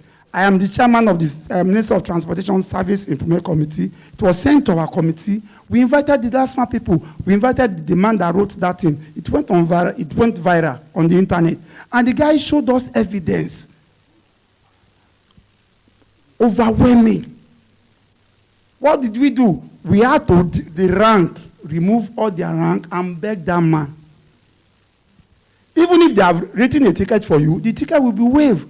But the people that wrote that ticket will be thoroughly sanctioned. But the thing is that we don't have time to pursue and see a logical conclusion. It's not every time you be paying money. You give task force money, you give last man money, you give car money. They will be extorting you. We know. But how many times, most time people will say, don't mind them, they are working for their organ, they go out and settle. That's what they say. But it's not all the organs that collect money from their staff. And it's not always every time that when you get to their office, you will still see a man of God that will attentively listen to you. But because you're always in a hurry, how much is the fine? 20,000. Pay. I am still looking for a day when the law will now recognize both the giver and the receiver. Yes, very soon. So that you are the one bribing them, 1 year imprisonment. The last one that collects the money too, 1 year imprisonment. 2 of you go quickly, after 1 year you come back. Then we have a better society. Because the thing is just that you be saying, so he collected money from me. He collected money from me. Why did you give him money? Why not ask him to give you a ticket? And if you have not done anything wrong, why not say, let us go to your office? So you're going to argue it out there. You will see somebody that will listen to you. You will see somebody that will listen to you, and you can write. People have written, the people that wrote severally, at the end of the day, after the investigation, they said, wow, we never knew we have this kind of arrangement in Lagos State. They are not aware, but they wrote because they will not take nonsense. So it is because we tolerate nonsense, we are getting nonsense. The moment we all agree not to tolerate nonsense, we won't get nonsense. I'm not saying that's what you be collecting money, they collect salary. So why would they collect money from you? If you are sure you have not committed an offense, you can follow them to the office. I rest my case. Thank you, Business Day. Thank you for organizing this, and thank you, the panelists. My question is, logistics is a highly operational field, and in fact, today I decided to wear my tie because it's been a long time. You know, you don't wear, when you're working within this field like this. And thank you, Business Day, for bringing us a 5-star hotel. Thank you. So question number one is, in this business, you have so many top guys. I call them sharks. They are there. And you have some new guys coming on board. Take, for instance, a young guy, talking to you now, So what do you advise in practical terms? What do you advise for a new operator, okay, a new guy in the block? What does it need? The checklist, some of the things that are very essential. That's one. Secondly is I want to talk about issue of racketeering. All right. Take for instance, a logistics provider who gets a contract and they ask him to submit an RFP. Maybe Guinness or a big guy asks him to submit proposal, and the procurement guys are asking that before we give you this contract, as our third-party logistics guys, you must do some racketeering. So, I don't know, I'm sure some of us are aware of some of these things that go on in the background. So how do you manage racketeering when you have to get a contract as a logistics company? Then lastly, I don't know if you have any insurance experts here. All of these insurance are just too much. Fidelity, comprehensive, GIT, and all kinds of insurance. Which one can we actually say is the total package that once you get, you won't have any issues? Thank you so much. Sorry, please, you have someone your question is targeted at? Anybody can pay. No, I came in like 2 hours. I didn't start with thank you. Okay. Okay. So if from my own advice, right, because of course we started Render a few years ago, I think what you have to figure out is how you want to play logistics. Logistics is very big, right? The problem of logistics is huge. So first thing is, what service do you want to offer, right? There's so many different parts. There's import, export, haulage, last mile, warehousing. What do you want to play in? And also within that, which kind of customers do you want to serve, right? So for example, the kind of logistics that Uber does is quite different from what we do in terms of logistics, right? So you have to figure out who your customers are and also what kind of service you want to offer. That's the first thing, because I see people come into the market and they want to try and copy someone, right? They see someone and that's the mistake you can make. You think that somebody is doing well, and you don't know how much money that person is hemorrhaging. When it looks like they're doing well, somebody is talking about doing port operations here and how much you have to pay, right? I mean, people don't talk about diversions. People don't talk about goods lost by damages and goods lost in transit, right? So don't try to copy somebody else because it looks like they're doing well in logistics. Figure out which kind of customers you want to serve and which service you actually want to offer. Second thing, racketeering, like you called it, happens in every industry, right? As long as you want to bid for contracts or you want to get into, and again with logistics, why are you going for the Guinness when you're starting off, right? Why don't you build there are some companies where you don't really have to racketeer, you want to call it that. Why don't you start with some smaller, businesses, right? Because again, to serve someone like Guinness, you need some sort of working capital. Do you have that, right? So start from, some of the easier companies to get into and then build your capacity and your reputation, right? And most importantly, build relationships. So you come to events like this, meet people and build relationships, right? Decision makers for some of these companies can be sitting in this room. They're on LinkedIn, right? So you don't necessarily have to go into the... Racketeering is something that happens in a lot of places, not just Nigeria alone, right? As much as you don't want to talk about it, sometimes you have to grease palms, sometimes you have to build relationships, formal and informal, right? But start from somewhere, right? And look at the easier places to get into. But most importantly, don't try to copy anybody and figure out how you want to play. Logistics is too big.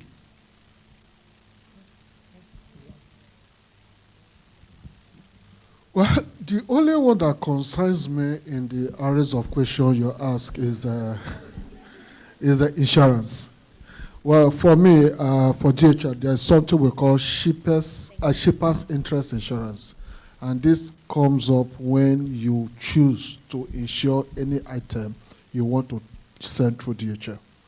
And it covers goods damaged or lost in transit. And when you key into shipper's interest insurance, you are liable to 100% compensation of the value of that item as declared at the point of shipping. Thank you. Thank you, ladies and gentlemen. We have come to the end of this session. I'm sure we all learned a lot. We can do better. Can we please applaud this gentleman? Thank you.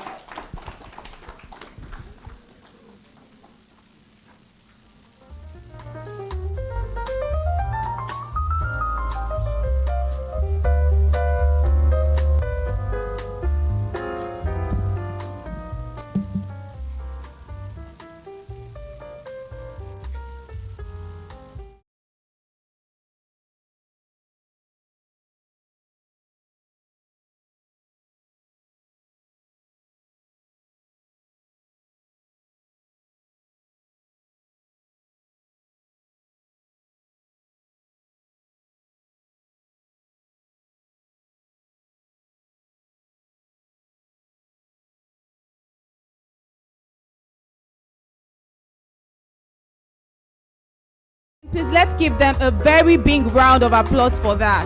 Thank you very much. And please let's make welcome on stage just for quick photos our partners and sponsors, representatives from Renda, representatives from DHL.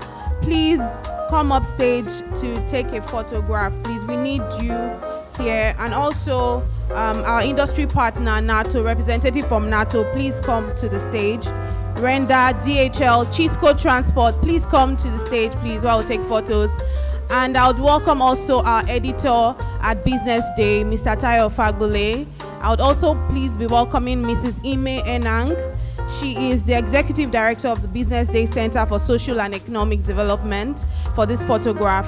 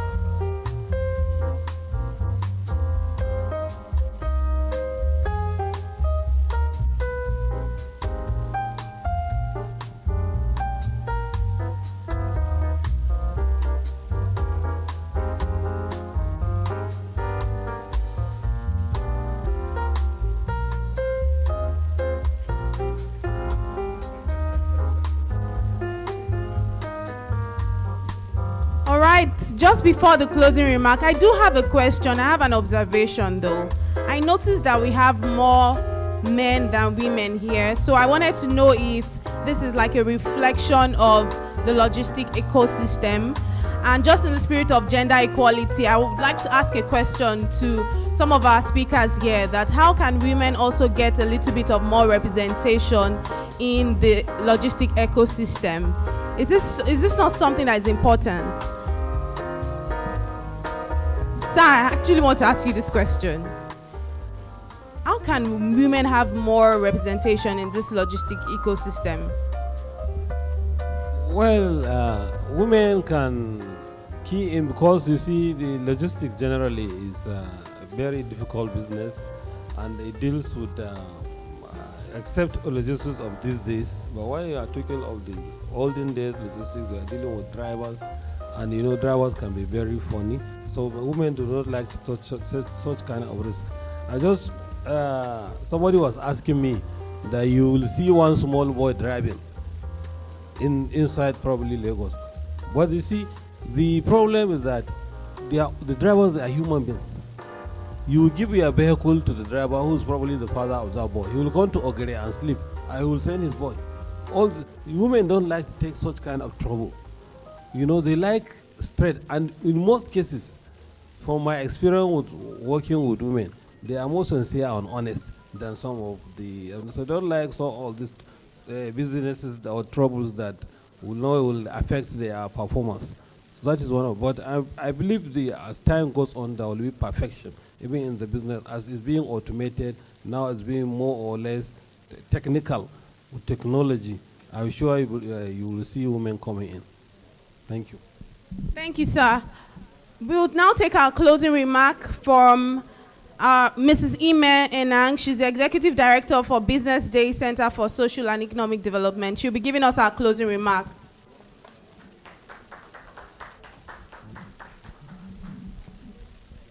Thank you. Good afternoon, ladies and gentlemen. You know, earlier on, while we were talking, I heard that we needed to meet someone and network. I see that between Chisco and Uber, they've started that already. So, gentlemen, please have your seats. Thank you. We're about to end this program at this point, but it's not possible to do that without acknowledging and thanking everyone for making time to be here. So Once again, good afternoon to every gentleman or lady that is seated here. We want to say a very big thank you for making it to our conference today. Now, to make this possible, we've got sponsors. This event was sponsored by DHL, by Renda, and Chisco. So we want to say a big thank you to these companies. Please give them a round of applause.